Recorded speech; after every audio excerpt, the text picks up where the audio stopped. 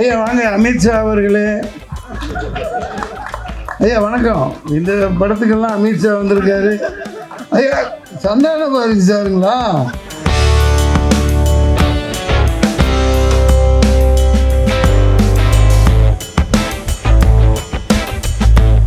Pleasant cine கிரியேஷன்ஸோட ராஜபுத்திரன். இப்போ வந்து producers வரதே பெரிய ஒரு விஷயம். இப்படிப்பட்ட அருமையான ப்ரொடியூசர்ஸ் வந்து இப்படிப்பட்ட ஒரு படத்தை எடுத்து இவ்வளோ தூரம் வந்து இவ்வளோ பெரிய ஒரு விஷயத்தை வந்து கெட் டுகெதர் பண்ணுறாங்கன்னா அது வந்து அண்ணன் ஆதர்ஷா, தம்பி ஷஃபி, ஃபரூக் அண்ணன் எல்லாருக்கும் நன்றி சொல்ல கடமைப்பட்டிருக்கோம். அவங்க வீட்டில் சகோதரர்கள் அத்தனை பேர் இருக்காங்க. எல்லாரும் சகோதரர்கள், தாய்மார்கள், சகோதரிங்க எல்லாருக்கும் ரொம்ப நன்றி. என்ன இப்படிப்பட்ட ஒரு படத்தை வந்து எடுத்ததுக்காக. தம்பி கந்தா வந்து புதுசாக அறிமுகம் வர்றாரு. எனக்கு இந்த அறிமுக இயக்குனர் எனக்கு ரொம்ப ஆசை. உங்களுக்கு எல்லோரும் தெரியும், கிட்டத்தட்ட ஒரு 74 புது இயக்குநர்களோட வந்து நடித்ததில் வந்து என்னோட லக் அது. அந்த வகையில் வந்து இவர் ஒரு புது இயக்குனர், இவர் கூட நடித்ததில் ரொம்ப சந்தோஷம். அதே மாதிரி தம்பி வெற்றி பட நாயகன் அவர். வெற்றி எங்க? வெற்றி வெளியே இருக்காரா? வெற்றி ஒரு அருமையான ஒரு தம்பி, ரொம்ப மரியாதை, ரொம்ப ஹார்ட் ஒர்க்கிங். அவர் கூட இந்த படத்தில் வந்து பணிபுரிந்து இருந்தது ரொம்ப சந்தோஷம். அதே மாதிரி இன்றைக்கி வந்து நம்ம கன்னடா ஜக்கேஷ் சாரோட தம்பி கோமல் குமார் இப்போ வந்து அறிமுகம் ஆகிறாரு. அவருக்கு ஒரு பெரிய கிளாப் கொடுங்க. எல்லாரும் தமிழில் வந்து நடிக்கணும்னு ஆசைப்பட்டு வந்து நடிக்கிறாங்க. அவர் வந்து அங்கே ஒரு பெரிய ஹீரோ மட்டும் இல்லாமல் வந்து அருமையாக வந்து ரொம்ப பிஸியாக இருக்கிறாங்க. நமக்காக வந்து படத்தில் வந்து நடிச்சிருக்காரு. அவருக்கு வந்து வருக என்று வரவேற்கிறோம் நம்ம தமிழ்நாட்டு தமிழ் திரையுலகத்துக்கு. தம்பி வந்து ரொம்ப அருமையான ஒரு ஆக்டரு. அவர் கூட நடித்ததில் எனக்கு ரொம்ப சந்தோஷம். Thank you so much for acting in our film. And இதில் வந்து வெற்றி எங்க? வெற்றியை கூப்பிடுங்க, வர சொல்லுங்க. அப்புறம் வந்து ஷஃபி தம்பி, இவர் வந்து குட்டி முதலாளிங்க வந்து எல்லாம் எந்த அளவுக்கு வந்து முக்கியங்கிறது உங்கள் எல்லாருக்குமே தெரியும். அந்த வகையில் வந்து இன்றைக்கி வந்து இவர் அறிமுகம் வர்றாரு. சினிமாவிலையும் நடிச்சிருக்காரு. அவருக்கு ரொம்ப ஆசைப்படுறது நடிக்கணும்னு. அவரையும் வந்து வரவேற்கிறேன் இந்த படத்தில். கிருஷ்ணபிரியா அவர்கள் ரொம்ப நல்லா இருக்குமா, சாங்ஸ் எல்லாம் பார்த்தோம், ரொம்ப நல்லா இருக்கு. Looking so nice. அவங்க நம்ம ரெண்டு பேரும் தான் சண்டை படத்தில். இப்படி இருந்தாலும் வணக்கம் வாங்க. இருந்தாலும் இந்த படத்தில் வந்து பணிபுரிந்ததில் ரொம்ப சந்தோஷம். ரொம்ப ஒரு அருமையான ஒரு ஆர்டிஸ்ட்டு. பெரிய ஒரு எதிர்காலம் இருக்குது உங்களுக்கு. All the best. Take care. Vetri, I just talking about you, I just told about you சொல்லிட்டேன். வெற்றி பட நாயகன் நீங்கள். உங்கள் கூட நடித்ததில் எனக்கு ரொம்ப சந்தோஷம், ரொம்ப ஹாப்பி. அண்ட் அப்புறம் அது மாதிரி வந்து Danny cinematographer Oliver it's wonderful சினிமோட்டோகிராஃபர்னு பார்த்தீங்க நீங்கள் எல்லாம் எவ்வளோ அருமையாக எடுத்திருக்காருன்னு. எல்லாம் சின்ன பசங்க கூட நானும் சேர்ந்து சின்ன பிள்ளையர் ஆகிட்டேன். டான்ஸ் ஆட மாட்டேன், நான் விட மாட்டேன் போட்டு. சாரி, நீங்களாம் பார்க்க வேண்டிய சூழ்நிலை. இப்படி இருந்தாலும் நானும் ரொம்ப என்ஜாய் பண்ணேன். இவங்க கூட ஒரு யங்ஸ்டர்ஸ் கூட போய் சேர்ந்து சாயல்குடி கிராமத்தில் வந்து போய் அங்கே இருக்கிற மக்கள்லாம் வந்து அவ்வளோ பிரியமா, அவ்வளோ அன்பா, எல்லோரும் இங்கே போனாலும் அப்பா மேலே பிரியத்தில் எல்லோரும் நம்மளை வந்து வரவே இருக்காங்க. அதே மாதிரி வந்து என் மேலேயும் பிரியத்தில் இருக்காங்க. தம்பி விக்ரம் பிரபு மேலேயும் ரொம்ப பிரியமாக இருக்காங்க. ஸோ இந்த யூனிட்டுக்கே வந்து அவ்வளோ சந்தோஷமாக போய் நம்ம போய் இந்த ஒவ்வொரு கிராமத்துலேயும் நம்ம போய் வந்து ஒர்க் பண்ணும்போது அவ்வளோ சந்தோஷமாக இருந்துச்சு. அப்புறம் முத்து இயக்குனர், அசிஸ்டன்ட் டைரக்டர், நம்ம கவிஞர் பிரபாகர், இவங்களா மியூசிக் டைரக்டர் எங்கப்பா நௌஃபுல் ராஜா.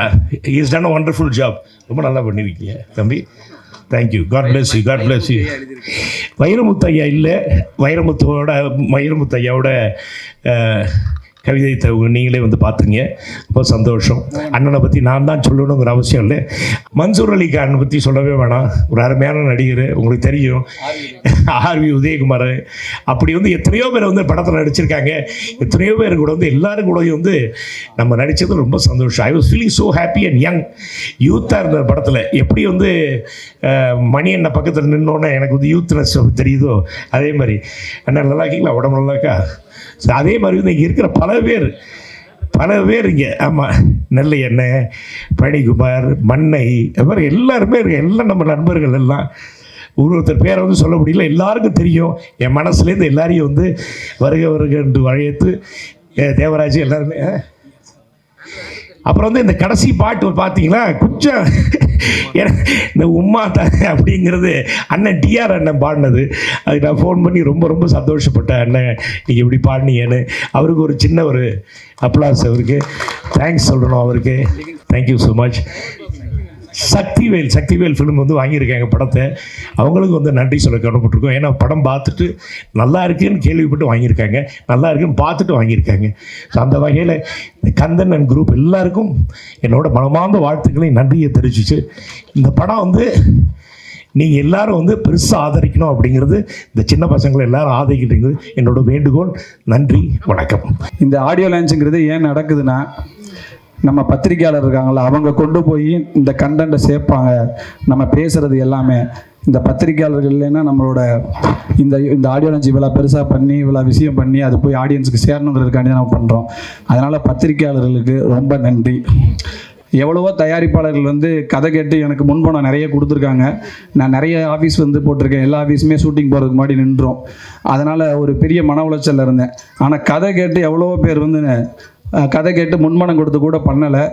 ஆனால் இந்த தயாரிப்பாளர் என்கிட்ட கதையே கேட்கல. நான் ஒரு 10 நிமிஷம் ஐடியா மட்டும்தான் சொன்னேன். ஆனால் இந்த தயாரிப்பாளர் எனக்காண்டி இந்த படம் பண்ணார், நம்பி பண்ணார். அவரோட ஃபரூக்குங்கிற சார் வந்து கூட சேர்ந்துக்கிட்டாரு. ரொம்ப நன்றி. அவர் தான் வந்து பிரபு சாரை சொன்னார். நான் முதல்ல ஒரு பட்ஜெட்டில் சொல்லியிருந்தேன். பிரபு சார் அவர் இந்த கதைக்கு பண்ணால் நல்லா இருக்குன்னு சொன்ன உடனே சொன்னார். பிரபு சார் உள்ளே வந்த உடனே இந்த படத்தோட கலரே மாறிடுச்சு. அதுக்கப்புறம் வெற்றி என்னென்னா, நான் சின்ன வயசில் வந்து பிரபு சாரை பற்றி ஒன்று சொல்லணும்னா, சின்ன வயசில் வந்து நான் மணிமுத்தார், திருநெல்வேலியில் மணிமுத்தார்னு ஒரு இடத்துல இருந்திருக்கேன். மேலே கேம்பாங்க, நம்ம போலீஸில், அப்பா போலீஸுங்கிறதுனால அங்கே ஒரு ஷூட்டிங் நடந்துச்சு. ரொம்ப சின்ன வயசில் ஒருத்தரை பார்த்துருந்தேன். ஒரு அழகாக கலராக ஒருத்தர் இருந்தார், மைண்டில் இருந்துச்சு. அவர் ஒவ்வொரு தடவை படம் பார்க்கும்போது அவரை தொடர்ச்சியாக ஃபாலோ பண்ணிட்டே வந்த மாதிரி இருந்துச்சு. கடைசியில் இன்றைக்கி அவரை வச்சே படம் பண்ணியிருக்கோங்கிறது ரொம்ப மகிழ்ச்சியாக இருக்குது. அவர் தான் சின்ன வயசில் பார்த்த நம்ம முதல் நடிகர். அவரை வச்சு இன்றைக்கி படம் பண்ணதில் ரொம்ப மகிழ்ச்சி. அதுக்கப்புறம் பார்த்தா வெற்றி வந்து இந்த படம் வந்து நான் ஃபோனில் தான் கதை சொன்ன உடனே அடுத்த நாளே வந்து ஆஃபீஸில் வந்து நான் இந்த படம் பண்ணுறேன்னு சொல்லிட்டு வந்து உட்காந்துட்டார். வெற்றிக்கு ரொம்ப நன்றி. ரொம்ப சப்போர்ட்டாக வந்து ஃபுல்லாக இருந்தார். மேக்சிமாவே அவர் வேறு பேட்டர்னில் நடித்த ஒரு ஹீரோ, ஒரு கிராமத்து இதில் இது வரைக்கும் நடிக்கலை. அதே மாதிரி ஒரு கேலப்பிங்காக ஒரு இது பண்ணி நடிக்கலை. இந்த லவ் மூட்லாம் நீங்கள் படங்கள் பார்த்துருப்பீங்க, இந்த மாதிரி நடிக்கலை. அந்த மாதிரி நடித்ததில் அவரை வச்சு எடுத்ததில் மகிழ்ச்சி. ஒரு நிமிஷம். சக்திவேல் சார் வணக்கம். வணக்கம். பிரபுப்பா எங்கள் படத்தை வந்து சக்திவேல் சார் தான் வாங்கி ரிலீஸ் பண்ணுறாங்க. ரொம்ப மகிழ்ச்சி. என்னென்னா சார் தான் முதல்ல பார்த்தாங்க இந்த படத்தை. அவரே வந்து சாரே வாங்கி ரிலீஸ் பண்ணுறாங்க. அவரே வந்து சப்போர்ட்டாக எல்லா விஷயமும் பண்ணிக்கிட்டு இருக்காங்க. இன்றைக்கி ப்ரொமோஷன் விஷயங்கள் எல்லாமே சப்போர்ட்டாக ஹெல்ப் பண்ணிக்கிட்டு இருக்காங்க. சக்திவேல் சாருக்கு ரொம்ப நன்றி. இதில் வந்து என்னென்னா அதுக்கடுத்து பார்த்தா வில்லன் கேரக்டருக்கு நாங்கள் வந்து ஏற்கனவே ஒரு ஆளை பார்த்துருந்தோம். அவர் வந்து செட் ஆகலை. நடிக்க வச்செல்லாம் பார்த்தோம், பயமாக இருந்துச்சு. ஷூட்டிங்க்கு முன்னாடி என்னடா 2 வீக்ஸ் முன்னாடி வில்லன் கிடைக்கலையே அப்படின்னு நினச்சோம். அப்புறம் நம்ம இணையக்குனராக ஒர்க் பண்ணவர், அவர் வந்து ரொம்ப நாளாக என் கூட வந்து பயணித்த நண்பர், என்னோட துக்கத்துலேயும் எல்லாத்துலேயும் இடத்துலையும் இருந்தவர், முத்துங்கிறவர். அவர் வந்து கோமல்குமார் சார் சொன்னார். கோமல்குமார் சாரை என்கிட்ட கேட்காமலே அவர்கிட்ட ஃபோனில் கதை சொல்லி அவர்கிட்ட ஓகே வாங்கி அப்புறம் சொன்னார், நம்மளுக்காண்டி அவர் பண்ணுறேங்கிறாரு. அப்போ சில விஷயங்கள் சொன்னேன். கோமல்குமார் சார் அவ்வளோ ஹீரோவாக இருக்கார், நம்ம அந்த அளவுக்கு அவர் பட்ஜெட் கொடுக்க முடியுமா அப்படின்னு கேட்டேன். உடனே கோமல்குமார் சார்கிட்ட இந்த விஷயத்த சொன்னார். டைரக்டர் இப்படி கேட்குறாருன்னு சொல்லிட்டு கோமல்குமார் சார் கதையை கேட்டுட்டு 1 ரூபா வாங்கலை, தமிழில் வந்து எங்களுக்கு சப்போர்ட்டாக வந்து நடித்து கொடுத்துருக்காரு. அவரை பற்றி சொல்லணுன்னா சினிமா மேலே அவ்வளோ பேஷன். என்னென்னா நம்ம ஷூட்டிங் ஸ்பாட்டில் நம்ம நடிகர்கள் நிறைய பார்க்குறோம். ஷூட்டிங் ஸ்பாட்டில் அவ்வளோ பேஷன். கேரவனுக்குள்ளே போகவே மாட்டார், அங்கேயே நிற்பார் ஷூட்டிங். அதே மாதிரி டேரக்டரை வாத்தியார் இருந்தால் பாரு, அந்த அளவுக்கு டேரக்டர் மேலே மதிப்பு மிக்க ஒரு நடிகர். அவரை இந்த படத்தை இன்ட்ரடியூஸ் பண்ணல, தமிழில் வந்து அறிமுகப்படுத்தினதில் ரொம்ப மகிழ்ச்சி. அவர் எனக்கு சப்போர்ட்டாக இருந்ததில் ரொம்ப நன்றி. அதுக்கடுத்து பார்த்தா கிருஷ்ணபிரியா வந்து ஷூட்டிங்க்கு ஒரு நாளுக்கு முன்னாடி தான் நான் கிருஷ்ணபிரியாவே பார்க்குறேன். ஹீரோயின் அவங்க டெல்லியில் இருந்தாங்க. அவங்கள்ட்ட ஏற்கனவே கதை சொல்லியிருந்தேன். சரி அவங்க கன்னடாலாம் போவேன், நான் ப்ரொமோஷன்லாம் வர முடியாதுன்னு சொன்னாங்க. சரி வேண்டான்னு சொல்லி டிசைட் பண்ணியாச்சு. அப்புறம் வேறு போகலாமான்னு ஐடியா பண்ணிக்கிட்டு இருக்கும்போதில் எண்டில் வேறு வழியே இல்லை. சரி அவங்கள கூப்பிட்றலாம் அப்படின்னு சொல்லி, ஏன்னா அவங்க அர்த்த சகாப்தம்னு ஒரு தெலுங்கு படம் பண்ணியிருந்தாங்க, ரொம்ப நல்லா இருக்கும் அந்த படம், நல்லா ஓடின படம். அந்த படத்தில் பண்ணியிருந்தாங்க. சரி ஓகே அவங்கள கூப்பிடுவோம்னு சொல்லிட்டு கூப்பிட்டோம். என்னென்னா ஷூட்டிங் ஸ்பாட் வந்தாங்க. ஷூட்டிங் ஸ்பாட் வந்து சொல்லி கொடுத்தவொடனே நல்லா பண்ணாங்க, ரொம்ப சப்போர்ட்டாக இருந்துச்சு. ஏன்னா நம்ம லவ் எடுக்கிறோம், வெற்றி ப்ரோ அவங்களுக்கும் அந்த லவ் காம்பினேஷனுங்கிறது நீங்கள் பார்த்துருப்பீங்க, சாங் பார்த்துருப்பீங்க எல்லாருமே. சாங் எப்படி செட் ஆகிருக்குன்னு பார்த்துருப்பீங்க. ஏன்னா சாங் வந்து அந்த 3 சாங்ஸுமே வந்து நான் தான் எடுத்திருக்கேன். நீங்கள் பார்த்துருப்பீங்க அவங்க 2 பேருக்கான லவ் எல்லாமே எப்படி இருக்குன்னு பார்த்துருப்பீங்க, ரொம்ப நல்லா இருந்திருக்கும். அதனால் கிருஷ்ணபிரியாவுக்கு ரொம்ப நன்றி. எல்லோரும் முன்னாடி வந்து ரேவதி இல்லாமல் எப்படி இருந்தாங்களோ அந்த மாதிரி கிருஷ்ணபிரியா வருவாங்க. ஏன்னா கேரவன் போக மாட்டாங்க, அங்கேயே சேர் போட்டு உட்காந்துருவாங்க, குடிசையில் இருந்தாலும் உட்காந்துருவாங்க, எங்கேனாலும் அந்தளவுக்கு சப்போர்ட்டாக இருந்தாங்க. ரொம்ப நன்றி. நான் பயந்துக்கிட்டு இருந்தது நம்ம சொல்கிற விஷயம் புரிஞ்சு நடிப்பாங்களாங்கிற விஷயம். அங்கேருந்து வந்து செஞ்சு கொடுத்தாங்க. அவங்க அர்த்த சகாப்தம்னு ஒரு படம் பண்ணியிருந்தாங்க. அதில் ஒரு மியூசிக் டைரக்டர் பண்ணியிருந்தார். அந்த சாங்கை பார்த்துட்டு தான் இவரை ஓகே பண்ணது. அப்புறம் என்னடா அந்த சாங் போட்டவர் யாருன்னு பார்த்தா நவ்ஃபுல் ராஜா, நம்ம மியூசிக் டைரக்டர், இந்த படத்தோட மியூசிக் டைரக்டர் நவ்ஃபுல் ராஜா. அவர் தான் வந்து அந்த படத்தோட மியூசிக் டைரக்டர். அவர் ப்ரொடியூசருக்கு வந்து ரிலேஷன். ஆனால் வந்து ப்ரொடியூசர் ஒரே வார்த்தை தான் சொன்னார், சார் எங்களுக்கு ரிலேஷன்கிறனாலாம் நீங்கள் அவரை வச்சு பண்ணாதீங்க, உங்களுக்கு ஓகேவான்னு பாருங்கள் அப்படின்னாரு. அர்த்த சகாப்தம் பார்த்தேன். அர்த்த சகாப்தம் படத்தில், தெலுங்கு படத்தில் ஆர்ஆர் சூப்பராக போட்டிருந்தார். சாங் எல்லாமே ஹிட்டு. அப்போது என்னன்னு பார்க்கும்போது சரி நம்ம அவரை பயன்படுத்திக்கலாம் அப்படின்னு கூப்பிட்டு வந்தோம். நீங்கள் சாங்கெல்லாம் பார்த்துருப்பீங்க, ரொம்ப நல்லா இருந்திருக்கும். ஆர்ஆர் வந்து அதுக்காண்டி தான் 2 ஸ்னீக் பீக் மாதிரி 2 சீன் போட்டது. எதுக்குன்னா அவரோட ஆர்ஆர் எப்படி இருக்குன்னு காமிக்கணும், அவருக்காண்டி தான் இந்த ஸ்னீக் பீக் போட்டது. 2மே வந்து வெற்றி அவங்க லவ்வையும் போட்டது, பிரபு சாரோட அந்த காமெடி சீன் போட்டதுக்கு காரணமே அவரோட மியூசிக் எப்படி இருக்கணும்னு காட்டுறதுக்காண்டி தான். நல்லா ஆர்ஆர் பண்ணியிருக்காரு. ஏன்னா இது கொஞ்சம் விஷுவலைசேஷன் படம். ஏன்னா நான் வசந்த் சார்கிட்ட ஒர்க் பண்ணியிருக்கேன்ல, நிறைய விஷுவல் வந்து வசந்த் சார் விஷுவலைசேஷன் நிறைய ஷார்ட்ஸ் யூஸ் பண்ணியிருப்பேன். அவர்கிட்ட இருந்து கற்றுக்கிட்ட விஷயங்கள் அந்த மாதிரி இருக்கும். அப்புறம் இந்த படத்தில் வந்து நிறைய பேர், ரசூல் பாய் அவர் வந்து ஒர்க் பண்ணியிருக்காங்க, ரசூல் காக்கா, அப்போ வசீர் காக்கா. அதே மாதிரி பிரபு சார் வந்து ஒரே விஷயம் தான். ஏன்னா பிரபு சாரை வந்து இந்த படத்தில் வந்து உள்ளே கொண்டு வரதுக்கு கொஞ்சம் கஷ்டமாக தான் இருந்துச்சு. ஏன்னா சிவாஜி வந்து ராஜானா அவர் புத்திரன்ல, ராஜபுத்திரன், அவர் அணுகிறது ரொம்ப கஷ்டமாக தான் இருந்துச்சு. ஆனால் பிரபாகரன் ஒருத்தர் இருக்கார், அவர் தான் நான் ஃபோன் பண்ணி கேட்டேன். சொன்ன உடனே சரி பிரபு சாரை மீட் பண்ணிடலான்னாரு. ஆனால் மீட் பண்ண லேட்டாக இருந்துச்சு. அப்போ வந்து ஆர்வி உதயகுமார் சார் இருக்கார்ல, அவர்கிட்ட போய் இன்ட்ரடியூஸ் பண்ணார். ஆர்வி உதயகுமார் சார் வந்து ரொம்ப நம்ம பையன் அந்த மாதிரி நினச்சி ஆர்வி உதயகுமார் சார் போய் அவர்கிட்ட சொன்னார். நான் பிரபு சாரை மீட் பண்ணும்போது ஒரே விஷயம் தான் பிரபு சார் சொன்னார், என்னப்பா உனக்கு ஆர்வி உதயகுமார் சொந்தக்காரரா, என்னப்பா 100 முறை ஃபோன் பண்ண, டார்ச்சர் பண்ணுறாப்பா, அவன்கிட்ட கதை கேட்டே ஆகுப்பா, இது பண்ணி ஆகணும். ஏன்னா இந்த படத்தில் கொஞ்சம் கஷ்டமாக தான் இருக்கும். ஏன்னா அவர் இப்போ வரைக்கும் பிரபு சார் முன்னாடி பண்ண படங்கள் வந்து ஒரு 10 வருஷத்துக்கு முன்னாடி, சின்ன தம்பி 15 வருஷத்துக்கு முன்னாடி பண்ண படங்கள் இருக்கும்ல, அந்த பேட்டர்னில் இப்போ ஓடி ஆடி பண்ணியிருப்பார். நீங்கள் பார்த்துருப்பீங்க. அவருக்கு படம் ஃபுல்லாமே ஓடி ஆடி ஃபைட்டு அந்த மாதிரி பண்ணுறத யதார்த்தமான ஒரு அப்பாவுக்கான எல்லா இதுவுமே வந்து கிளைமேக்ஸில் ஒரு செஞ்சிருப்பார். அந்த கிளைமேக்ஸ் எல்லாருக்குமே பிடிக்கும்னு நினைக்கிறேன். அது இந்த படத்துக்கான ஒரு பெரிய ஸ்ட்ராங்கான இதாக இருக்கும், அது இதாகும். அப்புறம் இந்த படத்தில் ரஃபீக் இருந்திருக்கார். ரஃபீக் அவர் எக்ஸிக்யூட்டிவ் ப்ரொடியூசர் மாதிரி இருந்தார். வசீர் சார் வந்து இருந்தார். ரஃபீக் கோட எட்ரு. அப்புறம் இந்த படத்தில் ஒர்க் பண்ண உதவி இயக்குனர்கள் எல்லாருக்குமே நன்றி. பேரரசு சார் வந்திருக்காங்க. பேரரசு சார் நம்ம நிறைய ஆக்ஷன் படம் எவ்வளோ பார்த்துருப்போம். அதை வந்து வணக்கம் சார், ரொம்ப ஒரு பிரமிப்பாக பார்த்த ஒரு ஆக்ஷன் படங்கள் அப்படி பார்க்கும்போது விஜய் சாரை வச்சுலாம் பண்ணும்போது நம்ம ஃபஸ்ட்டு படம் பார்க்கும்போது டேரக்டரை பார்க்க மாட்டோம், அந்த படத்தில் விஜய் பார்ப்போம். ஆனால் அந்த படங்கும்போது அந்த டைலாக்லாம் பேசுனது யாரும் பார்த்தா சார் தான் பேசியிருப்பார் போல். ஏன்னா சாரை மாதிரி தான் விஜய் சார் பேசியிருப்பார். அந்த மாதிரி அவரோட பாடி லாங்குவேஜை விஜய் சார் வாங்கி பண்ணியிருப்பார்.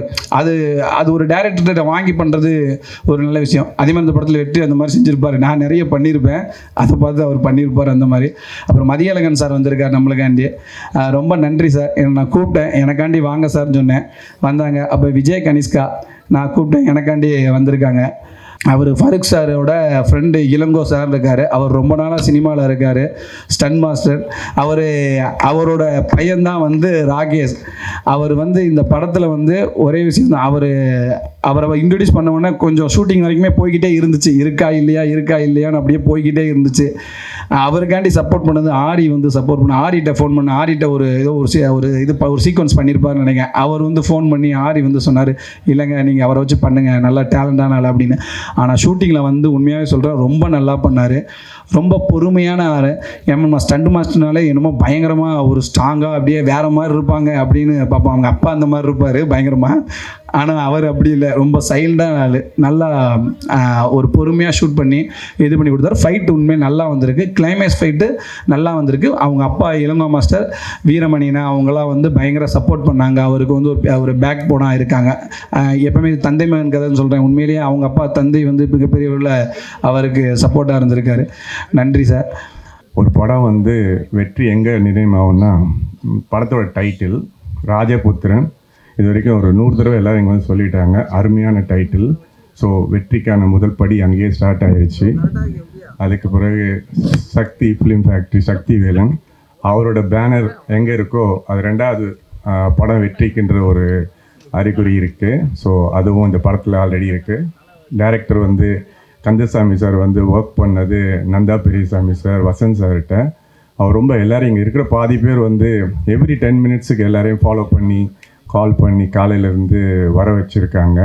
அவர் சிறந்த வெற்றி பெறுவதற்கு எல்லோரும் கண்டிப்பாக நீங்கள் ஒரு வாழ்த்து தெரிவிக்கணும்.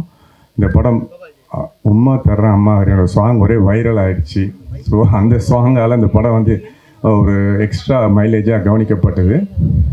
ஸோ இந்த படம் எல்லோரும் ரொம்ப நாளைக்கு அப்புறம் ஒரு அப்பா மகனுக்கான ஒரு உறவை இந்த படம் கொடுத்துருக்குன்னு நினைக்கிறேன்.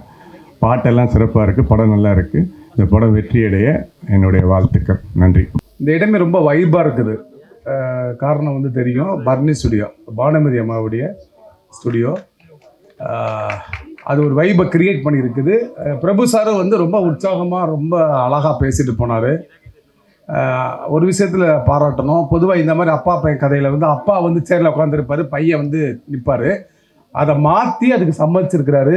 இளைய தலைமுறைக்கு பலி விடணும்னு சொல்லி இந்த போஸ்டரை வந்து நம்ம வரவேற்கணும். பிரபு சாருக்கு நன்றி சொல்லணும். மகாகந்தனுடைய ஒரிஜினல் பேர் வந்து கந்தசாமி. ஆமாம், அவர் வந்து போலீஸ் கான்ஸ்டபிளாக ஒர்க் பண்ணிவிட்டு வாய்ப்பு தேடினார். அப்போ தான் என்கிட்ட வந்து வேலை பார்த்தாரு. பகல் ஃபுல்லாக அங்கே ஒர்க் பண்ணிட்டு நைட்டு டிஸ்கஷனுக்கு வருவார்.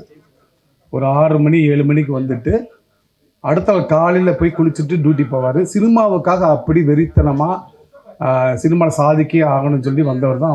அவருக்கு ஒரு பெரிய கைத்தட்டல் கொடுக்கலாம். நான் சொல்லுவேன், டே தம்பி நல்ல கான்செப்ட் வேலை, நிறைய சம்பளம் கிடைக்கும், ஏன்டா இங்கே வந்து கஷ்டப்படுற போகிறோம், அங்கே போய் கஷ்டப்பட்டு ஒரு ப்ரொமோஷன் கிடைக்கிறான்னு.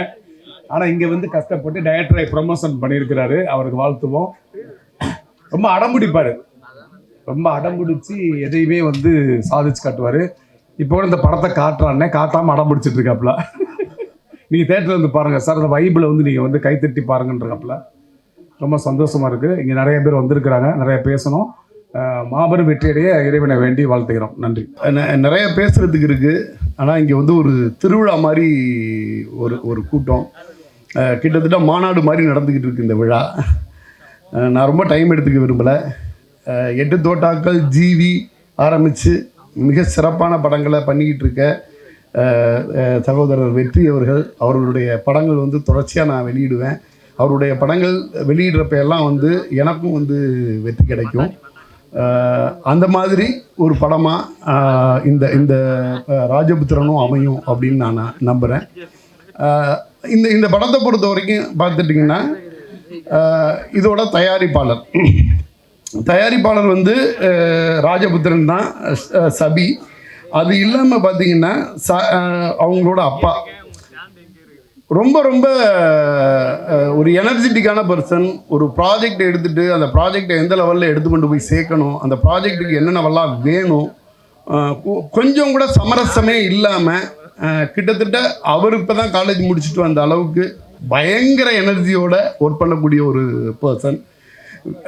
அவரை பற்றி பர்சனலாக பேசிக்கிட்டு இருந்தார். ஒரு மிக சாதாரணமாக சென்னைக்கு வந்து தொழில் தொடங்கி இன்றைக்கி தொழிலில் வந்து ஒரு முக்கியமான இடத்துக்கு போய் அடுத்த கட்டமாக சினிமாவை வந்து எந்த அளவுக்கு இந்த ஒரு படம் வந்து என்னென்னா, அவர் வந்து என்னென்னா இந்த ஒரு படத்தில் வந்து கிட்டத்தட்ட ஒரு 10 படத்துக்கான அனுபவத்தை பெற்றுக்கொண்டு மிகப்பெரிய ஒரு ப்ரொடியூசராக வர்றதுக்கான முழு தகுதியோடு வந்திருக்கிறார். அவருக்கு வந்து பிறகு வந்து நிறைய வெற்றிகள் காத்துக்கிட்டு இருக்கு. இன்னும் சொல்லப்போனால் அவருடைய சன் அவர்களை வந்து படமாக வச்சு படங்கள் பண்ணணும்னு ஆசைப்படுறாரு. நிச்சயமாக அது எல்லாமே நடக்கும். இந்த படத்துக்கு பார்த்தீங்கன்னா சின்ன சின்ன விஷயங்கள் வரைக்கும் ரொம்ப கேர் எடுத்து பண்ணியிருக்காங்க. படத்துடைய இயக்குனர் மகாகந்தன், எங்கள் வெற்றி பிரதருக்கு வந்து ரொம்ப அழகான காதல் காட்சிகளாக இருக்கட்டும், ரொம்ப ரொம்ப ரொம்ப அழகாக பண்ணியிருக்காரு. அந்த ராம்நாடை வந்து முழுக்க முழுக்க கண்ணுக்கு நேராக கொண்டு வந்திருக்காரு. ஒரு ட்ரோன் ஷாட் மாதிரி வந்து ஒரே ஷாட்டில் அந்த ராம்நாடோட வறட்சியும் இதையும் எடுத்தாந்து நிப்பாட்டுவாங்க. ஒரு பாடலாக இருந்தால் அது வைரமுத்து சார் எழுதியிருப்பார். வைரமுத்து சார் தாண்டி ஒரே ஒரு வரி என்னமோ ஒன்று பண்ணும். யாருன்னு பார்த்தா அது வந்து இளைய தலைமுறை பாடலாசிரியராக இருப்பார். மீசை வச்ச அம்மா எங்கள் அப்பா அப்படின்ற மாதிரி இருக்கும். என்னடா பண்ணி வச்சுருக்காங்க அப்படின்ற மாதிரி இருந்துச்சு. வில்லனாக பண்ணியிருக்க கோமல் சார், கதாநாயகியாக பண்ணியிருக்கவங்க எல்லாமே அவங்களோட முழு திறமையும் காட்டி நடிச்சிருந்தாங்க. இது எல்லாத்துக்கும் மணிவகுடம் மாதிரி நம்ம இளைய திலகம் பிரபு சார் ரொம்ப நாளாக நம்ம வந்து ஒரு ஃபுல் லெங்த் ரோலில் நம்ம பார்க்க மாட்டோமா அப்படின்னு ஆசைப்பட்டுட்டு இருக்கப்ப இந்த ராஜபுத்திரன் வந்து கிடச்சிச்சு. உண்மையான ராஜபுத்திரன் அவர். இந்த விழாவில் இன்னொன்று சொல்லணுங்கிறது என்னோட ஆசை. இளைய திலகம் பிரபு அவர்களுடைய தகப்பனார் திரைத்துறையின் நடிகர்களுக்கு தகப்பனார் மாதிரி நடிகர் திலகம் சிவாஜி கணேசன் அவர்கள் மிகச்சிறந்த நடிகர். ஒருங்கிணைந்த தஞ்சை மாவட்டத்தை சேர்ந்த வேட்டை திடல் என்ற பகுதியிலேருந்து வந்து அதுதான் அவரோட சொந்த ஊர்.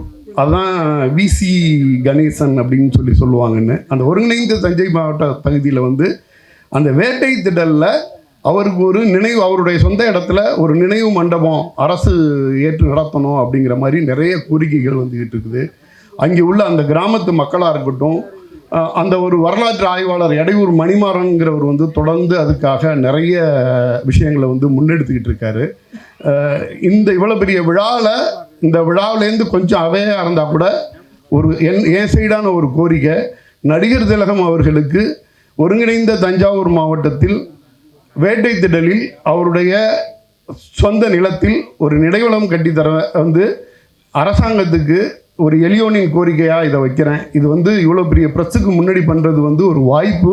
இந்த வாய்ப்பை நான் தவற விடக்கூடாதுங்கிறதுக்காக சொல்லியிருக்கேன். இந்த ராஜபுத்திரன் மிகப்பெரிய வெற்றி அடைய வேண்டும். நன்றி.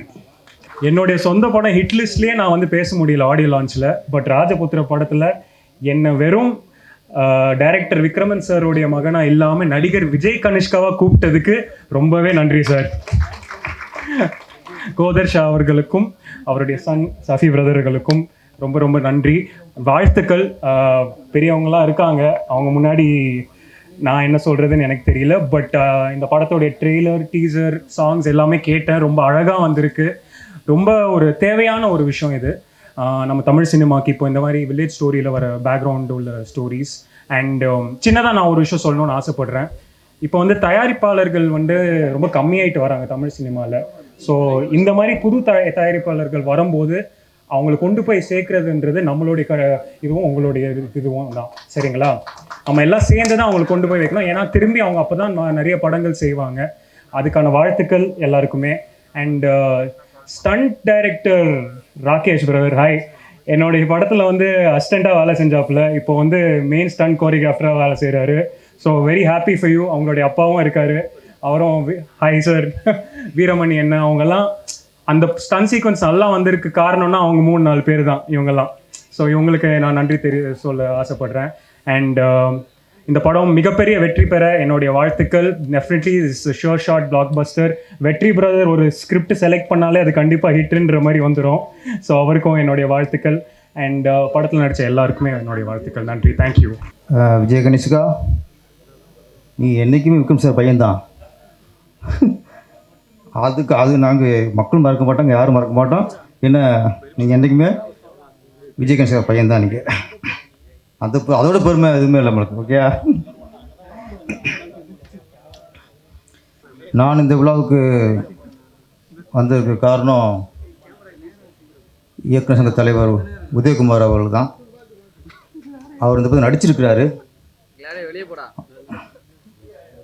அவர் தம்பி எப்படியாவது என் சார்பாக நீ போய் இதை கலந்துக்க அப்படின்ட்டாரு. காலையிலேயே அவர் தான் ஃபஸ்ட்டு போனேன், மறந்துடாத நீ போயிருன்ட்டார். அவர் கட்டளைக்கிணங்க தான் நான் இங்கே வந்திருக்கிறேன். இந்த ராஜபுத்திரன்ட்டு எங்கள் சங்கத்திலே பல மாதமாக அந்த பேர் அடிபட்டே இருக்கும். படம் அப்படி வந்திருக்கு, பெருசாக வந்திருக்கு, பெருசாக இருக்குது, திரும்ப பெரிய ஒரு ஹிட்டு வரும். இது யாருன்னா எங்கள் செயற்குழு உறுப்பினர் இருக்கார் ரமேஷ் பிரபாகரன்ட்டு. டெய்லி இதே புராணம் தான் வரும். எங்கேயே பட்டுது சார் ராஜபுத்திரன் ஆகிட்டு சார், படம் அப்படி வந்துருக்கு சார். இவர் பில்ட்டு போய் ஜாஸ்தியாக இருக்குது. நான் உண்மையை சொல்லுவார் எப்பவுமே. ஆமாம், ஆனால் கண்டிப்பாக படம் நல்லா வந்திருக்கும். ஆமாம், ஒரு நல்ல விமர்சனம் ஒரு ரமேஷ் பிரபாகர். ஆமாம், எங்கே டைம் கோபு சார். ஆமாம், உங்களுக்கு பாதி பிஆர்ஓ அவர் ரமேஷ் பிரபாகர் வந்து படத்துக்கு. ராஜபுத்திரன் கதாநாயகர்னு சொல்லலாம். 2 கதாநாயகர்கள், பிரபு, வெற்றி. பிரபு சார் பற்றி சொல்லணும்னா, இப்போது ஒரு ஃபைட் மாஸ்டர் பையனாக இருக்கட்டும், ஒரு காமெடி நடிகர் பையனாக இருக்கட்டும், ஒரு மியூசிக் பையனாக இருக்கட்டும், ஒரு இயக்குனர் பையனாக இருக்கட்டும், எல்லாருமே ஒரு குணச்சித்திர ஆர்டிஸ்ட் பையனாக இருக்கட்டும், எல்லோரும் டக்குனு பையனை முதல்ல ஹீரோ ஆகணும்னு தான் ஆசைப்பட்றாங்க. ஆனால் இந்தியாவே வைக்கிற நடிகர் திலகம் சிவாஜி கணேசன் அவர்கள், உலகமே போற்றக்கூடிய நடிகர் சிவாஜி கணேசன் அவர்கள். அவரெல்லாம் 82 நினைக்கிறேன், அவ்வளோ பீக்கில் இருக்கார். அப்போ அவருடைய பையன், அதாவது நடிகர் திலகத்தோட பையன் பிரபு அவர்கள் ஹீரோவை அறிமுகமாக இல்லை, வில்லனத்தை அறிமுகமானார்.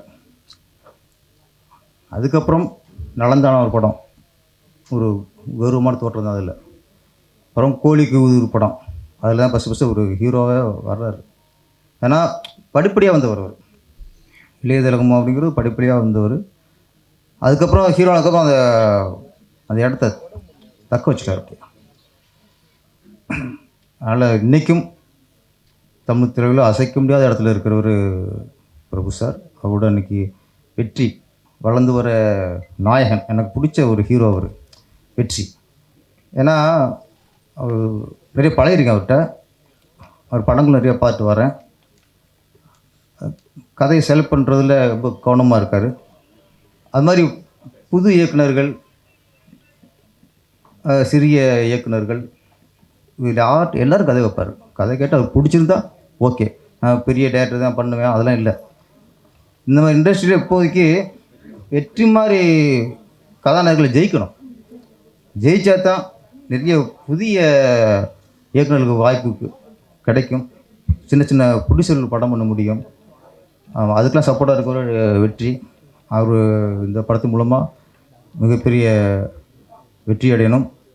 அப்புறம் இயக்குனர் மகா கந்தன், ஆமாம், அவருக்கு வந்து ரொம்ப நன்றி உணர்வு ஜாஸ்தியாக இருக்குது. அவர் நன்றியே அரைமணி சொல்லிட்டு இருந்தார் எல்லாருக்கும். ஆனால் கடைசியை ப்ரொடியூசர் விட்டுவிட்டார், அவர் மறந்துட்டார். ஏன்னா ப்ரொடியூசர் மனசுக்குள்ளே இருக்கார், மொத்தம் வெளியே இருக்காங்க.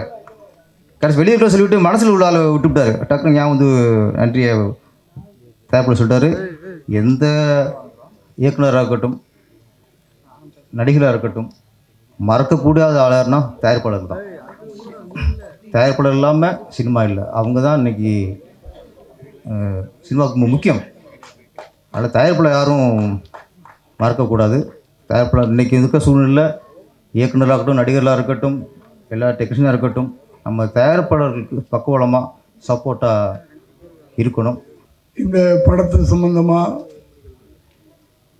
யாருமே எனக்கு பழக்கம் இல்லை. டைமண்ட் பாபு நிச்சயமாக இதுக்கு வரணும், பிரபு சார் சொன்னார் அப்படின்னு இன்விடேஷன் கொண்டாந்து கொடுத்தாரு. நான் வந்துட்டேன். இருந்தாலும் ஒரு திரைப்பட விழா, இந்த திரைப்படம் ஒரு பெரிய வெற்றி அடையணும். ஏற்கனவே 2 வெற்றிகளை தயாரிப்பாளர் கொடுத்துருக்காருன்னு கேள்விப்பட்டிருக்கேன். அவருக்கு என்னுடைய வாழ்த்துக்கள். அடுத்து கதாநாயகனாக, ஒரு கதாநாயகனாக 2 பேர் கதாநாயகன் கேள்விப்பட்டேன். ஒன்று அன்பர் பிரபு சார், 2வது வெற்றி. பிரபு சார் நிறைய வெற்றிகளை பார்த்துட்டாரு.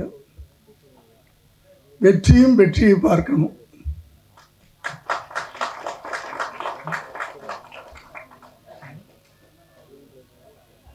ஏன்னா திரையுலகத்தில் போராடிக்கிட்டு இருக்கிறாரு எல்லாருமே, கலைஞர்களும் சரி, நடிகர்களும் சரி, தொழில்நுட்ப கலைஞர்களும் சரி, தயாரிப்பாளர்களும் சரி. யாரு இவர் தயாரிப்பாளர்ன்றாங்க, குழந்தை மாதிரி இருக்காரு. ஆனால் இத்தனை வெற்றிகளை கொடுத்துருக்காரு, சந்தோஷமாக இருக்குது. அதனால் எல்லாருமே வந்து வெற்றிக்காகத்தான் நம்ம வந்து உழைச்சிக்கிட்டு இருக்கோம், போராடிக்கிட்டு இருக்கோம். இன்றைக்கி மேடையில் இருக்கிற என்னுடைய பாலிய நண்பர்கள்லாம் ஒரு சிலர் இருக்காங்க, எதிர உட்காந்துருக்காங்க. எல்லாரும் போராடி வெற்றியை பெற்றவங்க தான். அதனால் நிச்சயமாக இன்றைய போராட்டம் நாளைய வெற்றி. அது வந்து சில விஷயங்கள் எல்லா இடத்துலையுமே சொல்லுவோம். நேற்றைய தொண்டன் இன்றைய தலைவன், இன்றைய தொண்டன் நாளைய தலைவன் ஒரு விதி இருக்குல்ல, அது மாதிரி இன்றைக்கி நம்ம உழைச்சோம்னா நாளைக்கு நல்லா இருப்போம். நேற்று உழைச்சதுனால நான் இன்றைக்கி நல்லா இருக்கேன். இவ்வளோதான். உழைப்பு தான் ஒரு மனிதனை வந்து உயர்த்துவது, வேறு எதுவுமே கிடையாது. உழைப்பு. உழைக்கிறதுக்கு முன்னாடி பிளான் பண்ணுங்க தயவு பண்ணி. சினிமா இன்னைக்கு ப்ரொடியூசர்லாம் எனக்கு முன்னாடி பேசினவர் யாரை சொன்னார், ப்ரொடியூசர்லாம் காணாமல் போயிட்டாங்கன்னு. காணாமல் போகல, பயந்து போய் வீட்டில் உட்காந்துருக்குறாங்க, வேறு ஒன்றும் இல்லை. படம் எடுக்கிறதுக்கு பயந்து போய் இந்த உட்காந்துருக்காரு. எத்தனை படங்கள் எடுத்தவர். நான் பயந்தான். படம் எடுத்துருவோம் கடன் வாங்கி, ஆனால் அந்த எடுத்த படத்தை ரிலீஸ் பண்ண முடியுதா, அதுக்கு நமக்கு தியேட்டர் கிடைக்குதா, அங்கே தான் வந்து தடுமாறுறோம் நம்ம. அது சின்ன படமாக இருக்கட்டும், பெரிய படமாக இருக்கட்டும், எல்லா படங்களும் தடுமாறிக்கிட்டு தான் இருக்கு. அதனால் அந்த ஒரு நிலைமை மாறணும். எல்லா படங்களும் தைரியமாக எல்லாரும் திரும்ப படம் எடுக்க வரணும். திரும்ப இந்த சினிமா உலகம் ஒரு 80-90களில் இருந்த மாதிரி வரணும்னு ஆசைப்பட்றேன். பிரபு சாரை பற்றி நான் இங்கே சொல்லணும். நான் நிறைய நடிகர்களை வச்சு படம் எடுத்துட்டேன். அந்த பாக்கியம் மட்டும் எனக்கு கிடைக்கல. பிரபு சாரோட வேலை செய்யக்கூடிய ஒரு வாய்ப்பை கடவுள் எனக்கு கொடுக்கல. அது முதல் படத்தில் மிஸ் ஆச்சு, அது அப்படியே மிஸ் ஆகிட்டே போயிடுச்சு. அது சட்டம் ஒரு சாட்சி நான் தெலுங்கில் பண்ணேன். அதை பிஎஸ் வீரப்பா அவங்க பார்த்துட்டு தமிழில் பண்ணணும் அப்படின்னு சொன்னாங்க. தமிழில் ஓகே, எல்லாம் ரெடி ஆகிட்டு யாருக்கு ஹீரோவை போடலான்னு சொல்லும்போது பிரபு சார் தான். ஏன்னா நான் 81 டைரக்டரான பிரபு சார் 82 வந்தார்னு நினைக்கிறேன். சங்கிலி சாரி, முன்ன பின்ன இருக்கலாம், 82 தான் நினைக்கிறேன் நான். பிரபு சார் வந்தது அப்போ நல்ல பீக் பீரியடில் இருந்தார். ஏதோ நான் கேட்ட தேதி கிடைக்கல, அதில் மிஸ் ஆச்சு. அதுக்கு பிறகு அப்படியே அந்த கொடுப்பினே இல்லாமல் போச்சு. இந்த படம் ஒரு பெரிய வெற்றியை கொடுக்கணும், எல்லாருக்கும் வெற்றியை கொடுக்கணும். திரும்ப ஒரு ஒரு ஒரு தயாரிப்பாளர் வெற்றி அடைஞ்சார்னா ஒரு 10 பேருக்கு படம் எடுக்கணுன்ற ஒரு ஆசை வரும். வெற்றி அடைஞ்சதுன்னா அந்த வர்றவங்களுக்கெல்லாம் நான் திரும்ப திரும்ப சொல்கிறது, பிளான் பண்ணுங்க, அழகாக முயற்சி பண்ணுங்க, கடுமையாக உழைங்க, நிச்சயமாக உங்களுக்கு வெற்றி காத்திருக்கிறது என்று சொல்லி எல்லாரையும் வாழ்த்தி நான் விடைபெறுகிறேன். நான் எதையுமே பார்க்கல, எதையும் பார்க்காம சொல்ல முடியாது. எல்லாருக்கும் வணக்கம், நன்றி, வணக்கம். பிரபு சார் பேர் சொன்னால் எனக்கு நினைவாற்றல் சரியாக இருக்கிற வரைக்கும் அவர் எங்கே எப்போ சொன்னாலும் நான் இங்கே வந்து நின்றுடுவேன். ஏன்னா அந்த ஒரு ஜீவன் என்னை ஓகே இந்த பையன் சொல்லனா இந்த மேடையில் நான் இல்லை. நான் வேணால் இப்போவாது பரவாயில்ல, ஏதோ சட்டை கிட்ட போட்டு கொஞ்சம் பார்க்குற மாதிரி கொஞ்சம் உருவமாக இருக்கேன். நான் ஒரு 21 வயசு எப்படி இருந்திருப்பேன் பாருங்கள். என்னை பார்த்தா ஒரு டைரக்டராகவே மதிக்க மாட்டாங்க. கன்னிராசி பூஜை அதில் இளையராஜா சார் பக்கத்தில் நிற்கிறாங்க, பிரபு சார், அப்புறம் எல்லிபி சார், இவங்க நிற்கிறாங்க. அங்கே பூஜை செய்கிற ஐயர் வந்து எல்லார்ட்டையும் அந்த பூ இதெல்லாம் கொடுத்து ஆசீர்வாதம் வாங்குறாங்க. நானும் போய் கை நீட்டேன், என்னை தள்ளி விட்டார். அப்புறம் ஏதோ தீர்த்தம் எதை கொடுக்குறாங்க, நான் போய் கை நீட்டேன், தள்ளிட்டார். இப்போ ஏதோ தேவையில்லாமல் ஒருத்தன் வந்திருக்காங்க. அப்புறம் இளையராஜா சொன்னார், இவன் தாங்க டைரக்டர். அதுக்கப்புறம் ஒரு ஏகடியே மந்திரம் சொன்னார். மந்திரம் அந்த அளவுக்கு என்னை பார்த்தா டைரக்டராகவே தெரிய மாட்டேன். அப்படி ஒரு உருவம் இருந்த என்ன, இவன் ஒரு டைரக்டராக ஒரு கதை சொல்கிறான், இவன் நிச்சயமாக ஒரு நல்ல படம் எடுப்பார் நம்பி எனக்கு கால்ஷீட் கொடுத்தாருல, அந்த தெய்வத்தை நான் ஜென்மத்துக்கு மறக்க மாட்டேன். அற்புதமான மனிதர். அந்த உருவத்துக்கும் அந்த குழந்தைக்கும் சம்மந்தமே இருக்காது. அவர் கம்பீரத்துக்கு அவர் குழந்தை மாதிரி பேசுவார். என்கிட்ட நான் டைரக்டர்கிட்ட வந்து எங்கள் டைரக்டர்கிட்ட வந்ததில் ஒரு சொல்லிக் கொடுக்குற காரணம் இல்லை, இப்படி பண்ணுங்க அப்படி பண்ணுங்க நீ இல்லைங்க அப்படிலாம் பேசுவேன். அது ராசுக்கு அவர் சொல்லுவார், பாண்டி நீ நல்லா சொல்கிற, ஆனால் சொல்கிறது ஏதோ கொஞ்சம் செய்தியாப்பட்டெலாம் வருது, அதெல்லாம் கொஞ்சம் கட் பண்ணு அப்படின்னு தோளில் கை போட்டு ஹவு டு பிஹேவ், எப்படி மற்றவங்கிட்ட பழகணுன்றத கற்றுக் கொடுத்த மாமனிதர் பிரபு சார் தான். ஏன்னா சினிமா கற்றுக்கிட்டோம் வந்தால் இல்லை, இந்த உலகத்தில் எப்படி பிழைக்கணும், யார்கிட்ட எப்படி பழகணும், யாருக்கு என்ன மரியாதை கொடுக்கணும், அதெல்லாம் பெரிய விஷயம். ஒரு ஒரு யூனிவர்சிட்டி மாதிரி வருது, அற்புதமாக சொல்லி கொடுத்தாரு. அவரை வச்சு நான் அந்த படம் பண்ணும்போது அதில் ஒரு டூயட்டு ஆலாஸ்து மலிய மலியன்னு, அதில் சர்றதுக்கு என்கிட்ட ஃபிலிம் பத்தலப்போ ரொம்ப நெருக்கடி. அதில் சர்ற முழுக்க ஒரே ஷாட் வச்சார் சார். அவர் விவசாயம் எடுத்துக்கிட்டு ஆடினார். கோல்டன் பீச் தான் எங்களுக்கு பெரிய லொக்கேஷன், கோல்டன் பீச் தான். கோல்டன் பீச்லாம் எடுக்கிறீங்களா அப்படின்வாங்க. அப்போ அவ்வளோ பெரிய ஷூட்டிங்கு அங்கே எடுத்தேன். 2 சரணமும் ஒரு ஷாட்டு எடுத்தாச்சு. வந்து அதை எடிட்டிங்கில் வச்சு பார்த்தா அது சிங்க் ஆகலை, பேட்ரி கொஞ்சம் லோவாக போட்டிருக்காங்க, பேட்ரி மாற்றலை அப்போ இருந்த வறுமைக்கு. அப்போ சிங்க்கு பாட்டு முடிஞ்சு போச்சு, டான்ஸ் ஆடி அதுக்கப்புறம் சவுண்டு கொஞ்சம் இருக்குது.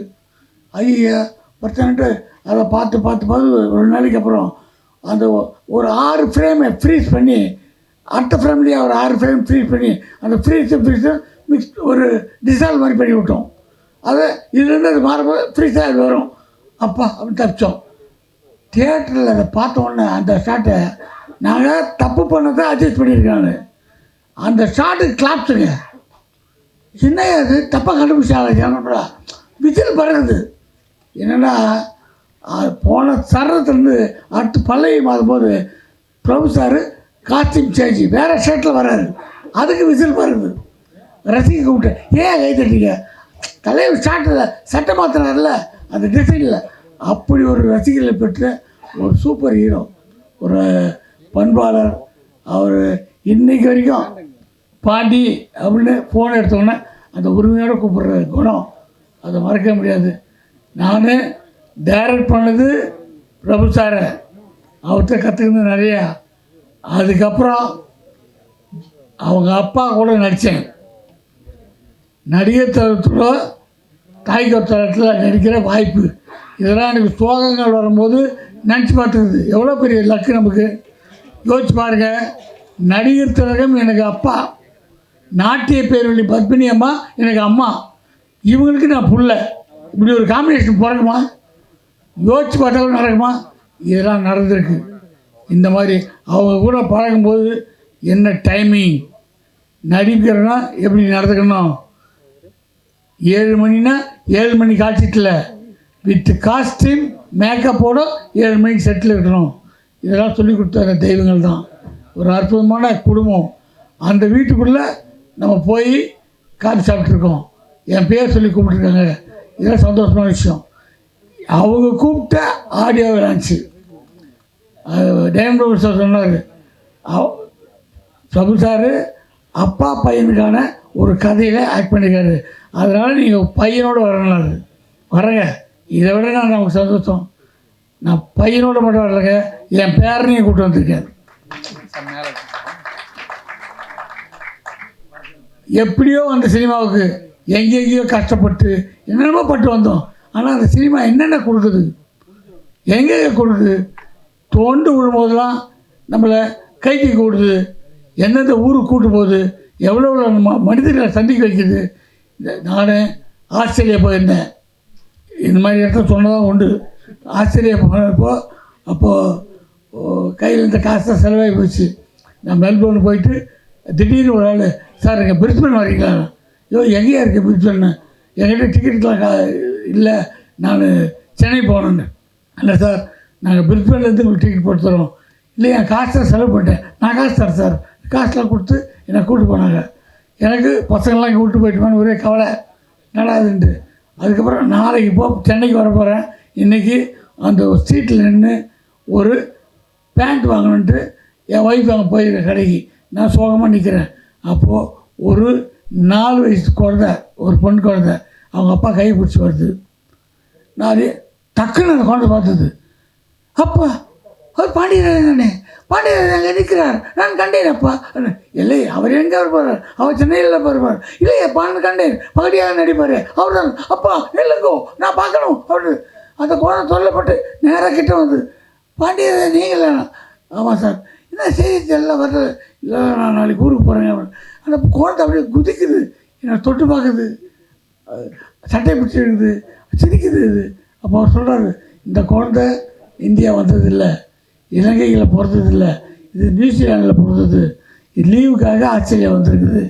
அதுக்கு சிடிலையும் டிவிலையும் உங்களை பார்த்துருக்கு, உங்களை பிடிக்கும் அதுக்குன்ட்டு. அப்போ உங்கள் அப்பா ஒரு யூஸ் அண்ட் த்ரோ கேமரா வாங்கி என்னை அந்த குழந்தை கூட ஃபோட்டோ எடுத்துக்கிற மாதிரி இருக்குது. அந்த குழந்தை இவருக்கு எதாவது அன்பளிப்பு தரமல்லோ, அன்பளிப்பா, நான் உனக்கு அன்பளிப்பு தரேன்னு அந்த குழந்தைய கட்டி பிடிச்சி கணத்தோட முத்தம் கொடுத்தேன். அது குதித்து போகிறதுக்கே மனசு இல்லை. போகும்போதெல்லாம் எகிரி டாட்டா டாட்டான்னு காமிச்சு போச்சு.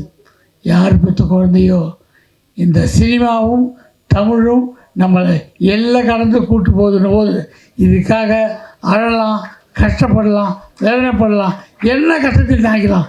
சினிமா வாழ்க, சினிமா நம்பியிருக்கிற நல்ல உள்ளங்கள் வாழ்க. நன்றி. ராஜபுத்திரன் ஒரு குடும்ப கதை. இன்றைக்கு தமிழ்நாட்டிலே எத்தனை மாடர்ன் கதைகள், வெளிநாட்டு கதைகள், புதிய நாகரிக கதைகள் வந்தாலும் குடும்ப கதைகள் மிகப்பெரிய வெற்றி பெற்று கொண்டிருக்கிறது. இது பிரபுவும் வெற்றியும் நடித்திருக்கிற இந்த படம், தம்பி மகாகந்தன் இயக்கி இருக்கிற இந்த படம், தம்பி KM சஃபி தயாரித்த இந்த படம் நிச்சயமாக ஒரு பெரிய வெற்றியை பெறும். இந்த கடந்த ஒரு வருடத்திலே பார்த்தால், அதன் முன்னாலும் சரி, சிறு முதலீட்டில் தயாரிக்கப்பட்ட நல்ல கதை அம்சம் கொண்ட சிறு முதலீட்டு படங்கள் வெற்றி பெற்றிருக்கிறது. இப்பொழுது கூட மாமன் ஒரு நல்ல அருமையான குடும்ப கதை, எந்த கவர்ச்சியும் இல்லை, எந்த பெரிய குரூப் டான்ஸும் இல்லை, ஒரு பெரிய ஃபைட் 5-6 ஃபைட் இல்லை, கதையை அருமையாக சொல்லியிருக்காங்க. டூரிஸ்ட் ஃபேமிலி, நல்ல கதை சொல்லியிருக்காங்க, அருமையான கதை சொல்லியிருக்காங்க. அதை போல் ராஜபுத்திரனும் அருமைக்குடைய மகாகந்தன் ஒரு நல்ல டைரக்டர், அருமை தம்பிக்கு பெரிய எதிர்காலம் இருக்குது. இந்த படம் வெற்றியின் மூலமாக இந்த சஃபி மட்டுமல்ல, கிரசன் கிரியேஷன் மட்டுமல்ல, தமிழ் திரையுலகிற்கே ஒரு நல்ல ஒளி மிகுந்த எதிர்காலம் கிடைக்கும். இங்கே வாழ்த்த வந்திருக்கிற அத்தனை நல்ல உள்ளங்களும் இந்த படம் வெற்றி பெறுவதன் மூலம் தமிழ் சினிமா மேலும் உயர வேண்டும். இன்றைக்கு உண்மையிலே கஷ்டத்தில் இருக்கிறது, யாராலும் மறுக்க முடியாது. சினிமா கஷ்டத்தில் இருக்கிறது. இருந்தாலும் இந்த சினிமா மீது உள்ள பற்றின் காரணமாக பல தயாரிப்பாளர்கள், அதுவும் சிறு முதலீட்டு பட தயாரிப்பாளர்கள் துணிச்சலோடு படம் எடுக்கிறார்கள். அதனால் இந்த போல ராஜபுத்திரன் படம் மிகப்பெரிய வெற்றி பெற என் அருமை பத்திரிகையாளர்கள், மீடியா நண்பர்கள், நல்ல படங்களை சிறப்பாக எழுதுகிறீர்கள். குறைகளை கொஞ்சம் எழுதி, நிறைகளை நிறைவாக எழுதி இந்த படம் ஒரு பெரிய வெற்றி படமாக வளர நீங்களெல்லாம் பேர் உதவி புரிய வேண்டும். வந்திருக்கிற அத்தனை நல்ல உள்ளங்களும் மனம் நிறைந்து வாழ்த்துகிறோம். இந்த படம் மிகப்பெரிய வெற்றி பெறும். இதைத் தொடர்ந்து 10 தயாரிப்பாளர் வருவார்கள். தமிழ் சினிமா வளரும் வளரும். நம்முடைய தயாரிப்பாளர் போட்ட பணத்தை மீண்டும் எடுப்பார். அடுத்த படம் தயாரிப்பார். அதுவும் வெற்றி படமாக அமையும் என சொல்லி விடைபெறுகிறேன். நன்றி, வணக்கம். டைரக்டர் மகாகந்தன் பேசும்போது சொன்னார், இந்த படத்தை பார்த்து கரெக்ஷன்லாம் சொன்னேன்னு. கரெக்ஷன்லாம் இல்லைப்பா, சின்ன ஃபீட்பேக் எல்லாம் கொடுத்துருந்தேன். ஆனால் அவர் கால் பண்ணிவிட்டு எனக்கு ஒரு வாரம் முன்னாடி சொன்னார், சார் நீங்கள் சொன்னதெல்லாம் ரொம்ப உபயோகமாக இருந்தது. படம் பார்த்த உடனே நம்மளுக்கு ஒரு சில விஷயங்கள் தோணும். நீங்கள் ஊடகத்தில் ரிவ்யூ பண்ணுற பல கிரிட்டிக்ஸ் எல்லாம் நீங்கள் படம் பார்த்த உடனே தோணும், இப்படி இருந்திருக்கலாமே அப்படி இருந்திருக்கலாமேன்னு. அதே மாதிரி தான் எனக்கும் இப்படி இருந்தால் அப்படி இருந்தால் நல்லா இருக்குமே, இந்த மாதிரி இந்த டைலாக் போட்டு ஒரு ஜஸ்டிஃபை பண்ண முடியாதா அப்படிலாம் நான் சொன்னதை ஏற்றுக்கிட்டு அவர் அந்த படத்தில் இந்த விஷயம்லாம் நான் ஆட் பண்ணியிருக்கேன் சார் சொன்னார். அதை கேட்கும்போதே சந்தோஷமாக இருந்தது. அதை இங்கே மேடையிலையும் சொல்கிறாரு, கரெக்ஷன்லாம் சொல்லுங்கள், உங்களை மாதிரியே நானும் கொஞ்சம் ஒரு கருத்துக்கள் தான் சொன்னேன். அந்த கருத்துக்களை ஏற்றுறதுக்கு நன்றி. அண்ட் இன்றைக்கி ஒரு முக்கியமான நாளாக நான் பார்க்குறேன். தமிழ் சினிமாவில் பார்த்தீங்கன்னா இன்றைக்கி டூரிஸ்ட் ஃபேமிலி அப்படின்ற ஒரு படக்குழு அவங்களுடைய கலெக்ஷன் உலக லெவலில் 75 கோடி அச்சீவ் பண்ணியிருக்குன்னு அவங்க சொல்லியிருக்கும் போது எவ்வளோ ஒரு சந்தோஷமாக இருக்குது. ஒரு மீடியம் பட்ஜெட்டில், சிறு பட்ஜெட்டுன்னு சொல்ல முடியாது, ஒரு 8லேருந்து 10 கோடியில் எடுக்கப்பட்ட ஒரு படம் உலகெங்கும் 75 கோடி கலெக்ட் பண்ணுது அப்படின்னா, ஒரு நல்ல படம் கொடுத்தா தமிழர் ரசிகர்கள் உலகெங்கும் மிகப்பெரிய அளவில் வணிக வீதியில் வெற்றியை கொடுப்பாங்க அப்படின்றதுக்கு அந்த படம் ஒரு மிகப்பெரிய உதாரணமாக மாறி இருக்கு, ஒரு பெஞ்ச் மார்க்காக மாறி இருக்கு. இன்றைக்கி காலங்காலமாக நம்ம இனிமேல் பேச போகிறோம், டூரிஸ்ட் ஃபேமிலி மாதிரி உங்கள் படம் வரணும், டூரிஸ்ட் ஃபேமிலி மாதிரி வரணும் அப்படின்னு நம்ம சொல்லுவோம். அப்படிப்பட்ட ஒரு மிகப்பெரிய வெற்றி கொடுத்த அந்த படக்குழுவுக்கு இன்றைக்கி அவங்க அனௌன்ஸ் பண்ணுறதுக்கு வாழ்த்துக்களை நம்ம சொல்லணும் எல்லா சார்பிலையும். ஓவர்சீஸில் அந்த படம் 15 கோடி மேலே கலெக்ட் பண்ணியிருக்கு. எந்த அளவு பாருங்கள், எவ்வளோ பெரிய ஒரு வெற்றி பாருங்கள். ஓவர்சீஸில் பெரிய நடிகர்கள் நடித்தா மட்டும்தான் திரையரங்கு படம் பார்ப்பாங்க. ஆனால் இன்றைக்கி இந்த படத்தை ஆஸ்திரேலியா, அமெரிக்கா எல்லா ஊர்லேயுமே பெரிய லெவலில் பார்த்து 15 கோடி மேலே அந்த படத்துக்கு கலெக்ஷன் கொடுத்துருக்காங்க. எதுக்காக இந்த கோடிகள் நம்பர்லாம் சொல்கிறேன்னா, நடப்பு தயாரிப்பாளர் சங்கத்தினுடைய பொருளாதாரத்தை கொஞ்சம் சொல்ல வேண்டியிருக்கு. அந்த அளவு மிகப்பெரிய வெற்றி தமிழ்நாட்டில் மட்டுமே 55 கோடி லெவலில் இந்த படம் கலெக்ட் பண்ணி உலகெங்கும் இவ்வளோ பெரிய வெற்றி சாதனை பண்ணியிருக்குன்னா, தமிழ் சினிமா மீண்டும் மீண்டும் ரசிகர்கள் சொல்கிறதும் பார்வையாளர்கள் சொல்கிறதும் ஊடக நண்பர்கள் நீங்கள் எல்லாரும் சொல்கிறது ஒன்று தான், நல்ல சினிமா கொடுத்தா நாங்கள் அதை பாராட்டுவோம், மிகப்பெரிய வசூலை கொடுப்போம் அப்படின்னு அவங்க திருப்பி நீங்கள்லாம் சொல்கிறீங்க, ஆடியன்ஸும் சொல்கிறாங்க. இந்த படத்தை நான் பார்த்தேன், உணர்வுபூர்வமாக ஒரு அற்புதமான ஒரு படம், அழகான ஒரு கதை. எனக்கு ஆச்சரியமாக இருந்தது. வெற்றி இந்த படத்தினுடைய முடிவுலாம் பார்த்தீங்கன்னா ரொம்ப சர்ப்ரைஸாக இருக்கும். இந்த மாதிரி ஒரு கதையெல்லாம் ஒத்துக்கிட்டு நடிக்கிறதெல்லாம் ரொம்ப தைரியம். ஏன்னா ஹீரோஸ்னாலே நான் ஃபைட் பண்ணி வின் பண்ணணும் அப்படிலான்வாங்க, அப்படி இல்லை, இந்த கதையோடு சேர்ந்து அந்த கதாபாத்திரமாகவே வெற்றி வாழ்ந்திருக்காரு. நான் கொஞ்சம் லேட்டாக வந்துட்டேன். நான் சரி 6 o'clock 7 மணிக்கு ஆரம்பிக்கணும்னா 6:45 நான் வரும்போதே பார்த்தா இளைய திலகம் பிரபு சார் அவர் கிளம்பி போயிட்டார் சொன்னாங்க. அவர் 74 பேரை நான் அறிமுகப்படுத்தியிருக்கேன்னு சொல்கிறது கேட்டும்போது எனக்கு ரொம்ப எவ்வளோ பெரிய ஒரு விஷயம் பாருங்கள். எத்தனை இயக்குனர்களை அறிமுகப்படுத்தியிருக்காரு. இந்த படத்துலையும் அவர் மூலமாக ஒரு இயக்குனர் அவருடைய இந்த ராஜபுத்திரன் மூலமாக வராரு. அவருக்கு என்னுடைய வாழ்த்துக்கள். பிரபு சார் அவருடைய ஆசீர்வாதம் இருந்தால் கண்டிப்பாக உங்களுக்கு வெற்றிகள் கிடைக்கும். புது தயாரிப்பாளர் ஷாஃபிக்கும் என்னுடைய வாழ்த்துக்கள். உங்களுடைய முயற்சி மிகப்பெரிய அளவில் வெற்றி அடையணும். இந்த நேரத்தில் ஒன்று தான் சொல்கிறேன், நேற்றுலேருந்து ஒரு பரபரப்பு ஒன்று போயிட்டுருக்கு. ஏதாவது ஒன்று பேசுகிறீங்க கந்தன், உங்கள் படமும் பரபரப்பாகும். நேற்று ஒரு இயக்குனர் அவர் பேசின ஒரு விஷயம் அந்த படமும் இதே தேதி 30ஆம் தேதி வெளியாகுது. அவர் பேசின விஷயம் மனசுக்கு சங்கடமாக இருந்தது. எப்படி ஒரு நடிகர், அவர் பேரெல்லாம் சொல்லலை, எப்படி ஒரு நடிகர் அவரை காயப்படுத்துகிறாரு. 2 வருஷம் கதை கேட்டு அவரோட ட்ராவல் பண்ணி கடைசியில் உங்களுக்கு டைரக்ஷனே வரலன்னு சொன்ன அவர் முன்னாடி நான் இந்த படத்தை எடுத்து ரிலீஸ் பண்ணுறேன் 30ஆம் தேதி, வியாபாரமும் பண்ணிட்டேன் அவர் சொல்லும்போது உண்மையிலே அந்த இயக்குனருக்கு என்னுடைய பாராட்டுக்கள், அந்த தைரியத்துக்கு என்னுடைய பாராட்டுக்கள். உண்மையிலே தைரியம், இது ஒரு மிகப்பெரிய தைரியம். ஆனால் நான் அவருக்கு ஒரு நண்பனாக, ஏன்னா நான் எல்லா இயக்குநர்களும் சக்ஸஸ்ஃபுல்லாக வரணும், எல்லா தயாரிப்பாளர்களும் வெற்றி அடையணுன்ற எண்ணத்தில் அவருக்கு நான் ட்வீட் ஒன்று போட்டேன். அது பிறகு நிறைய கமெண்ட்ஸ் வந்துகிட்டே இருக்குது, நிறைய பேர் அதை கமெண்ட் பண்ணிகிட்டே இருக்காங்க. நான் சொன்னேன், படம் வருது இல்லை, படம் வெற்றி அடைஞ்ச பிறகு நீங்கள் பேசுங்க தம்பி, வெற்றி அடையிறதுக்கு முன்னாடி பேசாதீங்க. ஏன்னா நம்ம எல்லாருமே ஒரு ஜேர்னி. நீங்கள் எங்களுடைய சங்கத்தினுடைய செக்ரட்டரி சிவா சாரை கேட்டிங்கன்னா ஒரு 1000 பேஜில் ஒரு புத்தகம் போடலாம் தமிழ் சினிமாவில் 25 வருஷம் நடந்த நிகழ்வுகள்லாம் வச்சு. ஆனால் நாங்கள் காதில் கேட்டுட்டு ஐயோ இப்படி நடந்ததா அப்படி நடந்ததா அப்படின்னு நாங்கள்லாம் சார் வெளில பேசாதீங்க சார் அப்படின்னுவோம். ஏன்னா பல விஷயங்கள் சினிமாவில் நம்ம பேச முடியாது. அது ஏன்னா பிரச்சனைகளோட தான் சினிமா நடக்கும். ஒரு சினிமா தயாரிப்பு என்பதும் ஒரு சினிமாவில் ஒரு இயக்குனரை கமிட் பண்ணுறதும் இல்லை ஒரு நடிகரை கமிட் பண்ணுறதும் அவ்வளோ ஈஸி கிடையாது. அதுவும் பாப்புலரான ஒரு நடிகரை கமிட் பண்ணுறதெல்லாம் அவ்வளோ ஈஸி கிடையாது. ஒரு இயக்குனர் என்பவர் கஷ்டப்பட்டு தான் ஒரு நடிகரை வந்து கன்வின்ஸ் பண்ண வேண்டியிருக்கும். அது பிறகு ஜெயிச்ச பிறகு பார்த்தீங்கன்னா அதே நடிகர்கள் வந்து அதே இயக்குனர்கிட்ட கேட்கும்போது அந்த இயக்குனர் சொல்லுவார், சார் எனக்கு உங்களை விட பெரிய நடிகர் வந்துட்டார், அவரோட நான் பயணிக்க போகிறேன்னு சொல்லிட்டு இவரை கைட்டு விட்டு போயிட்டே இருப்பாங்க. ஸோ அதுதான் சினிமா. சினிமா என்பது வந்து யாரையுமே என்ன சொல்கிறது, ஒரு கட்டுப்பாட்டுக்குள்ளே வைக்காது, யாரையும் கட்டுப்படுத்த முடியாது. நம்ம ஜெயிச்ச பிறகு இந்த உலகமே நம்ம கையில் இருக்கும். அப்போ நம்ம சொல்லலாம், ஓரளவு டிப்ளமேட்டிக்காக சொல்லலாம். அதை விட்டுட்டு மொத்தமாக ஜெயிக்கிறதுக்கு முன்னாடி, படம் வெளியேறதுக்கு முன்னாடி சொல்கிறது உங்களுக்கு தேவையில்லாத ஒரு சங்கடத்தை உருவாக்கவே தம்பி அப்படின்ற மாதிரி நான் ட்வீட் போட்டிருந்தேன். அவருடைய அந்த கான்ஃபிடென்ஸ்க்கு நம்ம கண்டிப்பாக வந்து வாழ்த்து சொல்லணும். அவருடைய அந்த முயற்சி, அந்த படம் ஜின் த பெட் வெற்றி அடையணும். இது இந்த படத்தோட ராஜபுத்திரனோட வர படம். அந்த அந்த தைரியத்துக்காகவும் அவருடைய அந்த கான்ஃபிடென்ஸ்க்காகவும் அந்த படம் வெற்றி அடையணும்னு நான் வாழ்த்துறேன். யாராக இருந்தாலும் சரி, அவருடைய அந்த உணர்வுபூர்வமாக சொன்ன விஷயத்தில் ஒரு விஷயம் மட்டும் நம்மளுக்கு வந்து மனசை காயப்படுத்துகிற என்னென்னா, யாரையுமே நம்ம குறைச்சி மதிப்பிட முடியாது. திடீர்னு ஒரு 24 வயசில் ஒரு என்ன சொல்கிறது யங்ஸ்டர் வந்து டூரிஸ்ட் ஃபேமிலின்னு ஒரு படத்தை வந்து கொடுத்து மாபெரும் வெற்றி அடைய வைக்க முடியும். ஸோ நம்ம நினைக்கலாம் 24 வயசுலாம் ஒரு டைரக்டர் அவனுக்கு என்ன அனுபவம் இருக்குது, ஷார்ட் ஃபிலிம் தானே எடுத்திருக்கேன் அப்படின்னு நம்ம சொல்லலாம். ஆனால் திடீர்னு வந்து இன்றைக்கி உலகமே பார்த்து வாவ், ராஜமௌலி சார்லேருந்து சங்கர் சார்லேருந்து இன்றைக்கி சூர்யா சார் அவ்வளோ பெரிய வாழ்த்து சொல்லி அவங்களெல்லாம் பாராட்டிகிட்டு இருக்காரு. அது பிறகு எல்லா நடிகர்களுமே அவர் கூப்பிட்டு பாராட்டுறாங்கன்னா 24 வயசோ அனுபவமோ இல்லை, திறமை மட்டும்தான் இங்கே வந்து சினிமாவில் ஜெயிக்க முடியும். அப்படி ஒரு திறமையாளராக நான் வந்து கண்டிப்பாக மகாகந்தன் இந்த படம் மூலமாக பெரிய வெற்றி அடையணும்னு வாழ்த்துறேன். இந்த படக்குழுக்களோட வாழ்த்துக்கள். ஊடக நண்பர் அனைவரும் இந்த படத்துக்கு சப்போர்ட் பண்ணணும். அண்ட் த சேம் டைம் ஒரே ஒரு ரிக்வெஸ்ட் என்னென்னா, தயாரிப்பாளர்கள்லாம் மீண்டும் நடப்பு தயாரிப்பாளர் சங்க சார்பில் நான் கோரிக்கை வைக்கிறது என்னென்னா, ஒரு வாரத்தில் 3-4 படம் மேலே வரக்கூடாது. வாரத்தில் 8 படம் வந்தாலாம் சினிமா ஊடகங்களே பார்த்து ரிவ்யூ எழுத முடியாது, ஆடியன்ஸும் பார்க்க முடியாது. இன்றைக்கி நீங்கள் பார்த்தீங்கன்னா 8 திரைப்படங்கள் தமிழ் சினிமாவில் வெளியாகிருக்கு. 8 திரைப்படங்கள். அதில் எல்லோரும் எதிர்பார்த்த விஜய் சேதுபதி சாரனுடைய ஏஸ் படம் வந்திருக்கு. அதோடு சேர்ந்து 7 திரைப்படம் வருது. ஒரு வாரத்தில் 7-8 திரைப்படங்கள்லாம் என்ன கணக்கு, எதுக்காக இத்தனை படங்கள் வெளியாகுதுன்னு எனக்கு தெரியல.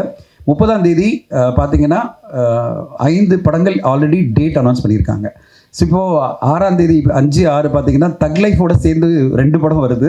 தக் லைஃப் மறுநாள் 2 படம் வருது. எனக்கு உண்மையிலே என்ன கான்ஃபிடென்ஸு, எந்த இதில் வராங்கன்னு. ஒரு படம் 2 படம் வந்தால் ஒரு பெரிய படத்தை எதிர்கூட ஜெயிக்க முடியும், ஒரு மிகப்பெரிய அளவில் பண்ண முடியும். ஏன்னா உங்கள் கண்டென்ட் நல்லா இருந்தானா.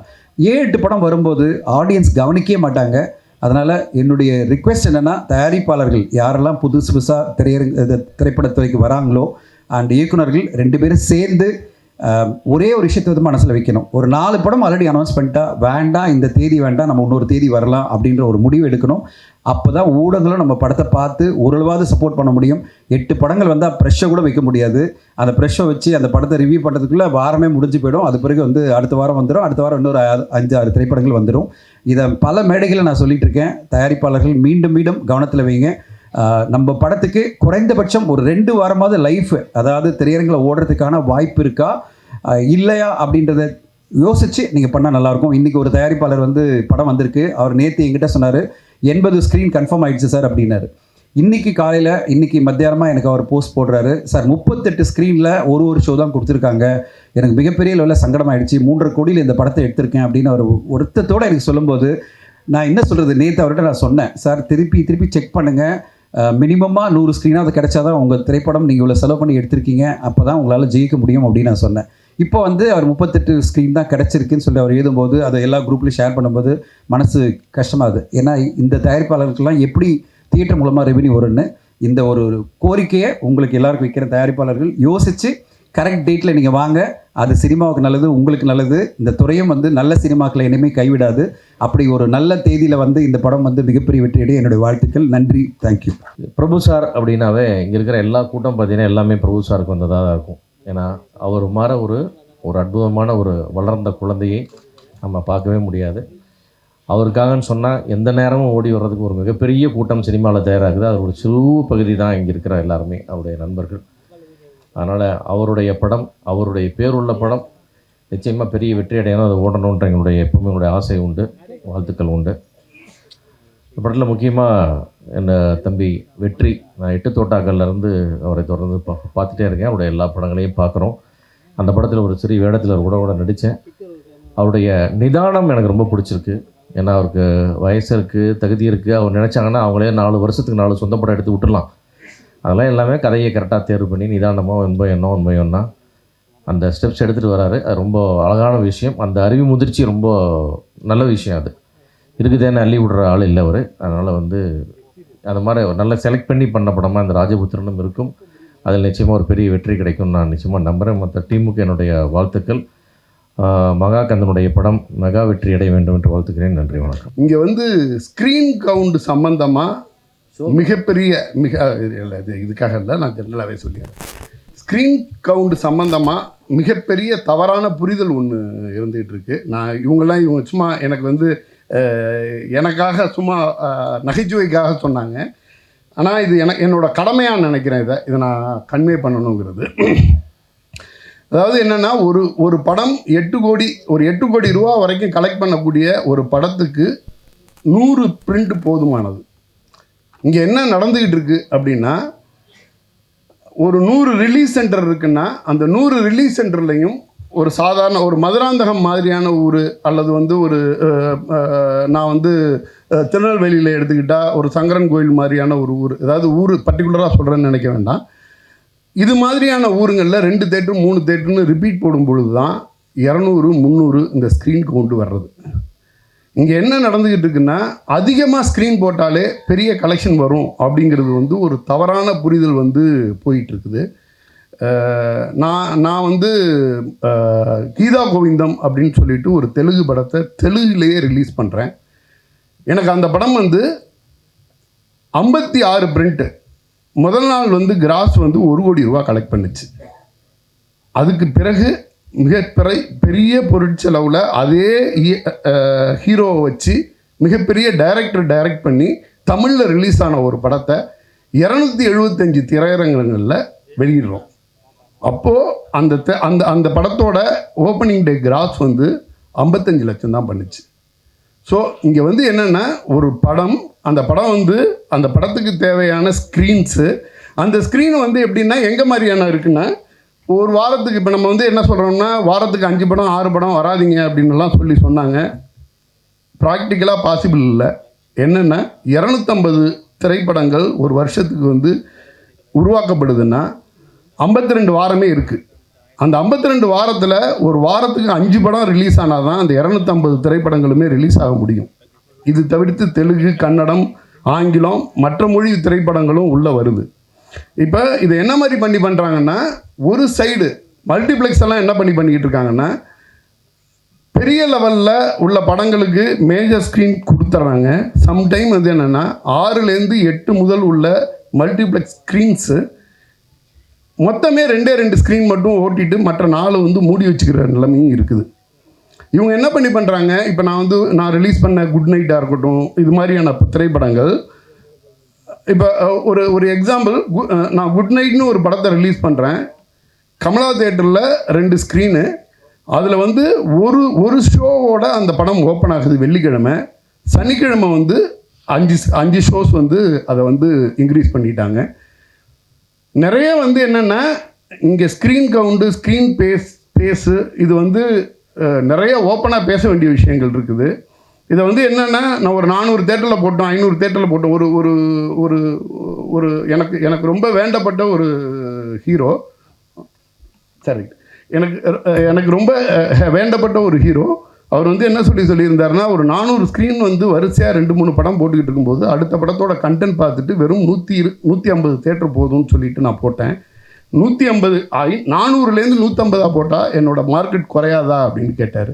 ஆக்சுவலாக என்னென்னா, மார்க்கெட்டுங்கிறது நம்பர் ஆஃப் ஸ்க்ரீனில் கிடையாது, அதனுடைய கலெக்ஷனில் இருக்குது. நிச்சயமாக இந்த திரைப்படத்துக்கான இப்போ நான் ராஜபுத்திரன்னு சொல்கிறேன். இந்த ராஜபுத்திரங்கிறது நேட்டிவிட்டி சம்மந்தப்பட்ட படம். எனக்கு தெரியும் இந்த விதை எங்கெங்கே எல்லாம் முளைக்க வைக்கணும்னு. மதுரை, திருச்சி, திருநெல்வேலி, சேலம், கோயம்புத்தூர், இது இவங்களோட பேஸ் ஏரியா. அவங்க அந்த மண்ணோட கனெக்டிவிட்டி உள்ள ஏரியாக்களில் இந்த படம் பெருசாக ஒர்க் அவுட் ஆகும். நான் என்னென்னா, என்னோடய மோர் கான்சன்ட்ரேஷன் அங்கே இருக்கும். நான் இதை ரொம்ப சீரியஸாக எடுத்து சொல்லிட்டேன். சார் நகைச்சுவைக்காக சொன்னது. நன்றி, ரொம்ப டைம் எடுத்துக்கிட்டேன். நன்றி. ரொம்ப மகிழ்ச்சியாக இருக்குது. 2-3 பேர் என்ன வசந்த் நீங்கள் ஆடியோ ரிலீஸ் வந்திருக்கீங்கன்னு சொன்னாங்க. அது அவ்வளோ ரேரான விஷயம். ஆனால் அதுக்கு முக்கியமான காரணம் இதோ என் பக்கத்தில் நிற்கிற என்னோட உதவியாளர் திரு கந்தசாமி அவர்கள். அவர் மகா கந்தன்னு பேர் வச்சுக்கிட்டு இந்த திரைப்படத்தை எடுத்திருக்காரு. எனக்கு இந்த இடத்துல எங்கேயும் ஓடிக்கிட்டு நான் சாயங்காலம் வந்ததுலேருந்து பார்த்து ஆச்சரியப்பட்டது வந்து ஒரு யங்ஸ்டர். அவரோட வயசு, அவர் இங்கே இருந்தாருன்னா சொல்லட்டும், அவர் பேர் வந்து டைமண்ட் பாபு. என்ன ஓட்டம் அவர் வச்சு. அதுக்கு காரணம் என்னன்னு கேட்டிங்கன்னா, அவர் புத்திரன் அவர் ராஜாவால் தான். அதாவது வந்து ஃபிலிம் நியூஸ் ஆனந்தனுக்கு மேலே ஒருத்தர் தமிழ் சினிமாக்காக எவ்வளவு செஞ்சுருக்காரு. அவரோட ட்ரைனிங், அவரோட வளர்ப்பு, அதுதான் வந்து இப்படி டைமண்ட் பாபு இன்றைக்கும் சின்ன பையன் மாதிரி அவ்வளோ பேரையும் ஓடி அவ்வளோ பேரையும் கூப்பிட்டு எங்கள் வீட்டுக்கு வந்து நேரில் இன்விடேஷன் கொடுத்தார். அதாவது சின்சியாரிட்டி, டெடிகேஷன், இதோட உச்சம் அவர். ஸோ கைலாசத்தினால தான் அவரோட சன் அவ்வளவு சிறப்பாக இருந்தார். கைலாசம்ங்கிறது பால்சந்த் சாரோடைய அப்பா. கைலாசம் வந்து அவ்வளவு டிசிப்ளின்டு பர்சன். அவர் பையனை வளர்த்ததுனால தான் கேபி சார்னு ஒருத்தர், கேபி சார்னால 47 உச்ச நட்சத்திரங்கள் ரஜினி சார் உட்பட தமிழ் சினிமாவுக்கு. அந்த மாதிரி ஒரு ஃபாதரையும் நான் நினச்சி பார்த்தேன் இங்கே உட்காந்துருக்கும் போது. என்னோடய அப்பா சிடி சோமையாவனால தான் நான் இன்றைக்கி இந்த மேடையில் இருக்கேன். அவர் தான் என்னோடய ஹீரோ எப்பயுமே. ஸோ இந்த மாதிரி எவ்வளோ பேரை சொல்லலாம். எங்கள் அப்பா சொல்லுவார், தேவக்கோட்டைன்னு எங்கள் ஊரில் வேதாள உலகம் செட்டு போட்டது, ஏவிஎம் செட்டு போட்ட காலத்துலேருந்து அவருக்கு ஏதோ சினிமாவுக்கு வரணும்னு ஆசை, அவரால் வர முடியல. அவரோட ஆசையை நான் தீர்த்ததாக சொல்வார். ஸோ இந்த மாதிரி இவங்க அப்பாவினுடைய ஆசை எனக்கு எவ்வளோ சொல்லியிருக்காரு. இன்றைக்கி வந்து இந்த மகா கந்தன் இவ்வளவு சூப்பராக ஒரு முதல் படம், இது முதல் படமாக, இவர் முதல் பட டைரக்டராக இங்கே வந்திருக்கிற கூட்டம் எதுவுமே அதை நம்ப முடியாது அப்படின்னு சொல்கிற மாதிரி இருக்குது. ஏன்னா அவ்வளோ நல்ல மனுஷன் அவர். எனக்கு தெரியும், என்கிட்ட ஒர்க் பண்ணதுலேருந்து. அதாவது வந்து நானும் அவரும் ஆர்டிக் அண்டார்டிக் மாதிரி. எனக்கு கொஞ்சமாக கோவம் வரும் பால்சந்த் சார்ட்டு கற்றுட்டதுனால. இவருக்கு கோவம்னா கிலோ என்ன விலைன்னு கேட்பார். அவ்வளவு சாந்தமாக, அவ்வளவு ஸ்மூத்தாக எல்லா விஷயங்களையும் செய்யக்கூடியவர், திறமையானவர். எப்படி எங்கிட்டேருந்து வந்து ஒரு பிச்சைக்காரன் சசி வந்தாரோ, ஒரு ஊட்டி அன்வர் வந்தாரோ, ஒரு புலிவால் மாரிமுத்து நடிகர் டைரக்டர் வந்தாரோ, எப்படி வாலி எஸ்ஜே சூர்யா வந்தாரோ, எப்படி வந்து மெட்ராஸ்காரன் வாலி மோகன்தாஸ் வந்தானோ, அந்த மாதிரி கண்டிப்பாக மிகப்பெரிய வெற்றியை என்னுடைய உதவியாளர் திரு கந்தசாமி பெறுவார். அதுக்கு இங்கே வந்திருக்கிற அத்தனை பேரும் பேசின பேச்சுக்களும் சாட்சி. ரொம்ப மகிழ்ச்சி, வாழ்த்துக்கள். வெற்றி விழாவில் சந்திப்போம். நன்றி. இல்லை, எல்லாத்தையும் எப்படி கூப்பிட்டீங்க? கவிதா மங்கையர்கரசி தொகுப்பாளினி அவர்களே, இது வரைக்கும் எல்லாத்தையும் எப்படி கூப்பிடுச்சு இந்த பாப்பா? இந்த படத்தில் கந்து வட்டி வசூலிப்பவராங்க. இது தேவையா உங்களுக்கு? அதான் கவர்மெண்ட்டே வசூலிச்சுட்டு இருக்க ஜிஎஸ்டிங்கிற பேரில். பெரிய கொடுமைடா. இப்படி ஒரு ட்விஸ்ட்டை இந்த பாப்பா கொடுக்கணும்னு நான் எதிர்பார்க்கவே இல்லை. ஐயா வாங்க, அமித்ஷா அவர்களே. ஐயா வணக்கம். இந்த படத்துக்கெல்லாம் அமித்ஷா வந்திருக்காரு. ஐயா சந்தான பாரதி சாருங்களா? அது போஸ்டர்லாம் எல்லா இடத்துலையும் அமித்ஷான்னு போட்டு வில்லாதி வில்லனை போட்டாங்களா? இவர்கள் வில்லத்தனம்லாம் ஒன்றும் இல்லாமல் ஆயிடுச்சு. அப்படி நாட்டை ஆண்டுட்டு இருக்காங்க.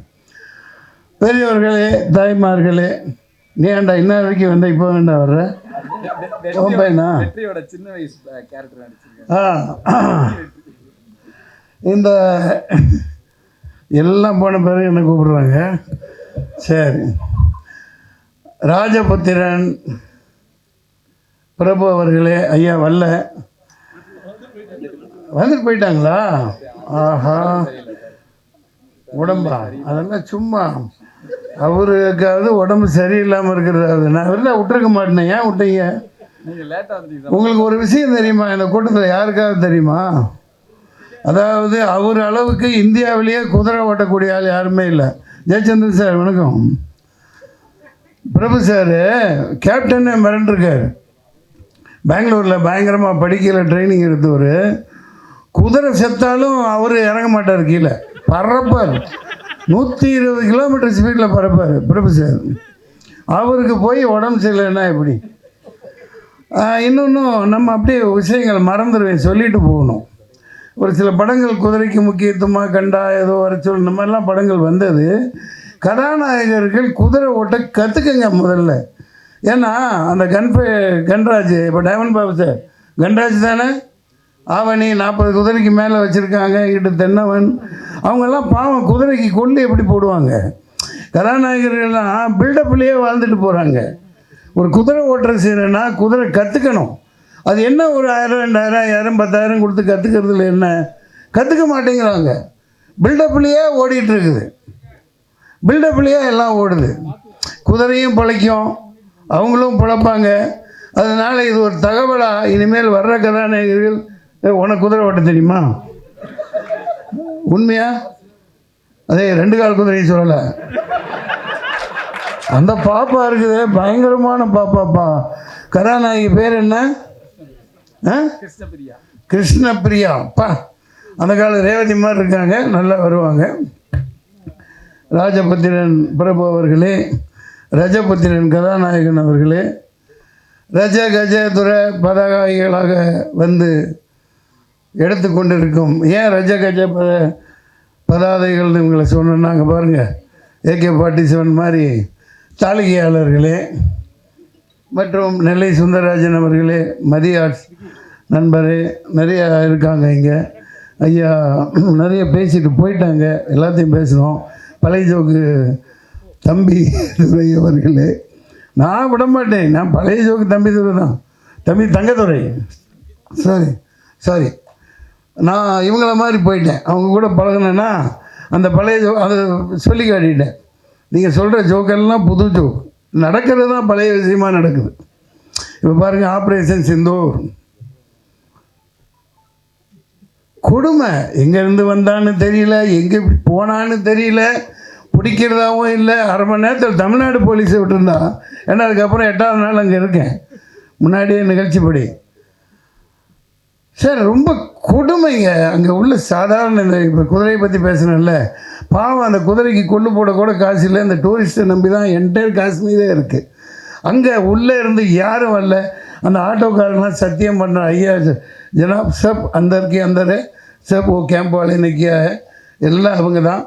இராணுவத்தை மாரி ஒன்றும் ஒரு காக்கா கூட உள்ளே வர முடியாதுன்னு இப்படியே புல்வாமாவில் இந்த ஆட்சியை தக்க வைக்கிறதுக்காக ரொம்ப குடும்பத்தனம் பண்ணுறாங்க. இதை சொல்ல வேண்டியதாகிடுச்சு. அதாவது ஆள்றவங்களே வில்லனாக இருக்காங்க. நாங்கள் இங்கே யாரும் சந்தான பாரதியெலாம் பெரிய வில்லனே கிடையாது. நான்லாம் ஒரு வில்லனே கிடையாது. நம்ம அவர் இருக்கார், ஒன் ஷாட் ஹீரோ. நம்ம பேர் என்ன? சீனிவாசன். என்ன சீனிவாசன் ஐயா பேர்? டிஆர் சீனிவாசன். TSRா? ஒரு எஸ்சி விட்டு போச்சா? அதனால் என்ன இப்போ நடிக்கிறது ஒரு சீனு தான் என்ன மாதிரி. பரவாயில்ல, அடுத்து 10 சீன் கொடுங்கப்பா. எல்லாத்தையும் மகிழ்ச்சியாக இருக்கணும், ஜாலியாக இருக்கணும். ஆனால் இந்த நாட்டு ஆள்றே விடமாட்டேங்கிறான்.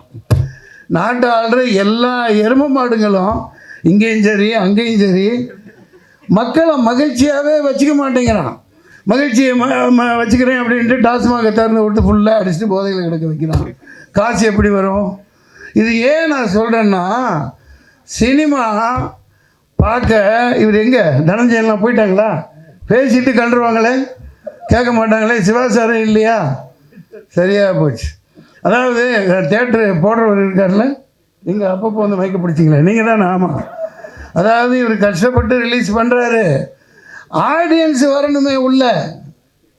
காசு இல்லை, காசு இருந்தால் தாங்க வருவான். இப்போ பாருங்கள், கொஞ்ச நாளில் ஸ்கூல் திறந்துடுவான். ஸ்கூல் ஃபீஸ் கட்டணுமா இல்லையா?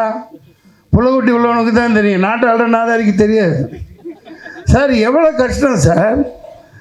ஆட்டோக்காரங்க அந்த 1.5 மாதம் லீவ் இருக்குல்ல, அந்த லீவுக்குன்னு சேர்த்து காசு வாங்குறாங்களா இல்லையா? சார் நான் உங்களை நம்பித்தான் சார் இருக்கோம். வேறு ஒன்றும் பதில் சொல்ல முடியல. எலக்ட்ரிசிட்டி என்னங்க, ஈபி எவ்வளோங்க? அந்த காலத்தில் ஆட்டோவுக்கு மீட்டர் தான் சூடு வச்சான், இவன் மொத்தமாகவே சூடு வைக்கிறாங்க. முடியல. ஈபி அந்த பக்கம் GST. அதாவது மக்கள்கிட்ட காசை இருக்க விட மாட்டேங்கிறாங்க.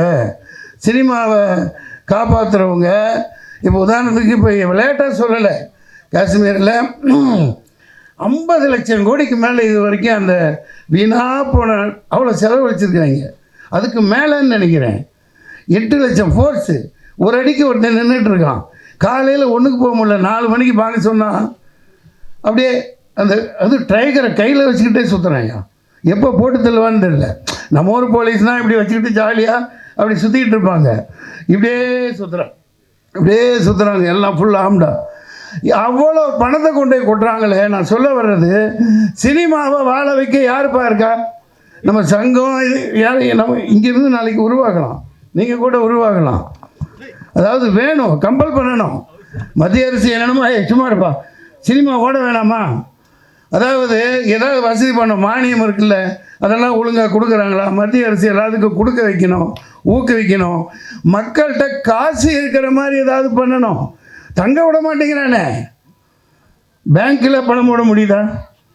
ஒரு பைசா போட முடியல, என்னென்னமோ போட்டு போட்டு எடுத்துட்றான். நான் கொஞ்சம் பணம் வந்துட்டு இருந்தது, ஃப்ளாட்டு விற்று வந்துட்டு இருந்துச்சா, ஒரு அம்மா அந்த பேங்க் ஆஃப் பரோடாவில் சார் சின்ன சைன் பண்ணி, எதுக்குமா? ஒரு இன்சூரன்ஸ் சார் போடுங்க சார், பின்னாடி யூஸ் ஆகும். சரி, அப்படி சைன் போட்டு வந்துட்டேன். அதாவது அவனே பணம் எடுத்துக்கிறான். வருஷத்துக்கு 2 லட்சம் 2-3 பாலிசி சைன் வாங்கினாங்க. ஒரு மெடிக்கல் இதுக்காக ஒரு நண்பரை ரொம்ப இது பண்ணி பணமே இல்லை, அப்போ ஒரு 2 லட்சம் அக்கௌண்ட்டில் போடுன்னா எப்போ போட்டான்னு தெரியாது, மெசேஜ் வருது 2,18,000 முடிச்சிட்டாங்க அந்த இன்சூரன்ஸ். அதாவது எல்லாம் சுற்றி இந்த இன்சூரன்ஸ் நடத்துகிறவங்க எல்லாம் இந்த மோதியோட தோஸ்துகள் தான் எடுத்துகிட்டு ஓடுறாங்கல்ல, சுருட்டுறவங்க. நான் எதுக்கு சொல்கிறேன்னா, குறிப்பிட்ட யாரையும் தாக்கணுங்கிற நோக்கம் அல்ல. அரசை கேள்வி கேட்கறதுக்கு நமக்கு உரிமை இருக்குது. சினிமாவில் உள்ளவங்க கேட்கணும், மக்கள் கேட்கணும். ஒரு படம் நல்லா இல்லாட்டி திட்டுறீங்கல்ல, இவ்வளோ பெரிய தவிர நீ ஏன் பண்ணிவிட்டு மற்றவங்க மேலே பழி போட்டுட்டு இப்போ எதுக்கு ஒரு டீம் போகுதுன்னு தெரில. ஒரு டீம் போகுதில்ல, அதாவது யோசிக்கணுங்க. இப்போ நாளைக்கு படம் எடுத்துட்டீங்க, நீங்கள் ஏதாவது ஒரு டீம் ரஷ்யாவுக்கு அனுப்புறியாப்பா? இவர் ஏன் ராஜபுத்திரன் என்று எடுத்தார் அதை சொல்லுவதற்கு 4 பேர். ஆனால் யார் காசு? இவங்க அப்பா மூட்டு காசு. எதுக்கு போய் சொல்கிற? ஆப்ரேஷன் சுந்தரை விளக்குவதற்கு. இது ஆயிரக்கணக்கான இது இருக்குது. நான் அரசியல் பேசணுங்கிற நோக்கம் இல்லை. சினிமா நல்லா இருக்கணும், இந்த மெசேஜ் சொல்கிறதுக்கு தான் இவங்க கடைசியில் என்னை கூப்பிடுவாங்க.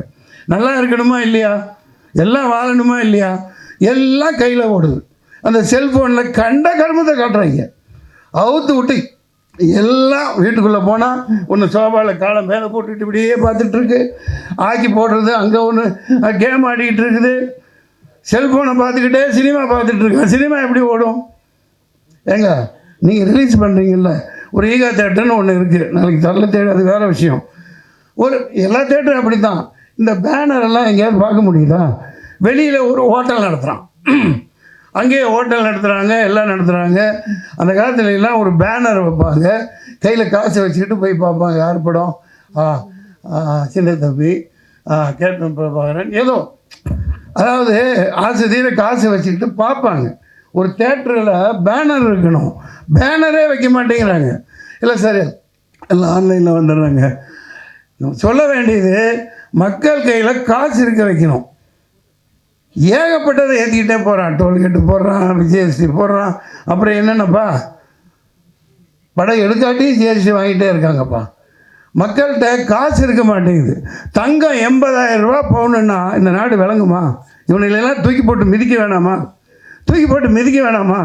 ஒரு 4-5 வருஷம் 6 வருஷத்துக்கு முன்னாடி 30,000 தானே இருந்துச்சு. ஏன் ஏற்ற வர்ற?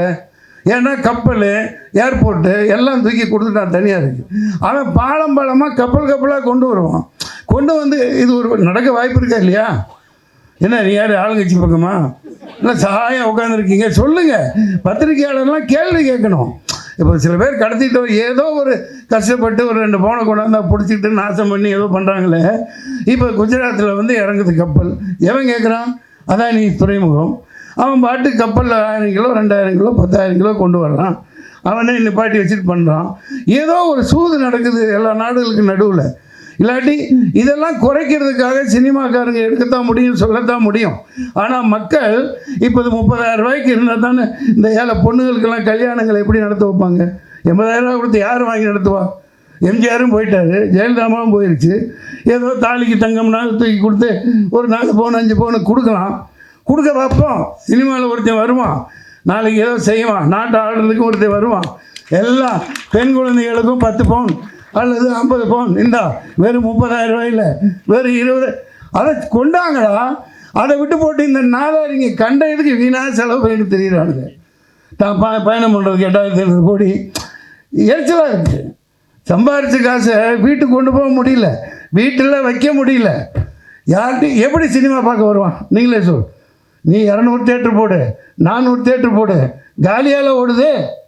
தேட்டருக்காரர் என்ன சொல்லுவார்? சார் 10 பேர் ஆடியன்ஸில் எங்கே போட்டு கொடுக்க சொல்கிறாங்களா இல்லையா? காசு இங்கேருந்து வரும், மக்கள்கிட்ட இருக்க விட்டால் தான்ப்பா. அதனால் இந்த மத்திய அரசும் மாநில அரசும் நாளைக்கு ஒரு சட்டம் போடணும். எல்லோரும் பேங்க் பேலன்ஸ்லேயும் 2 லட்ச ரூபா இருந்துக்கிட்டே இருக்கணும். போடு, நீ தான் 20 லட்சம் கோடியை வச்சுட்டு உட்காந்துருக்கியப்பா.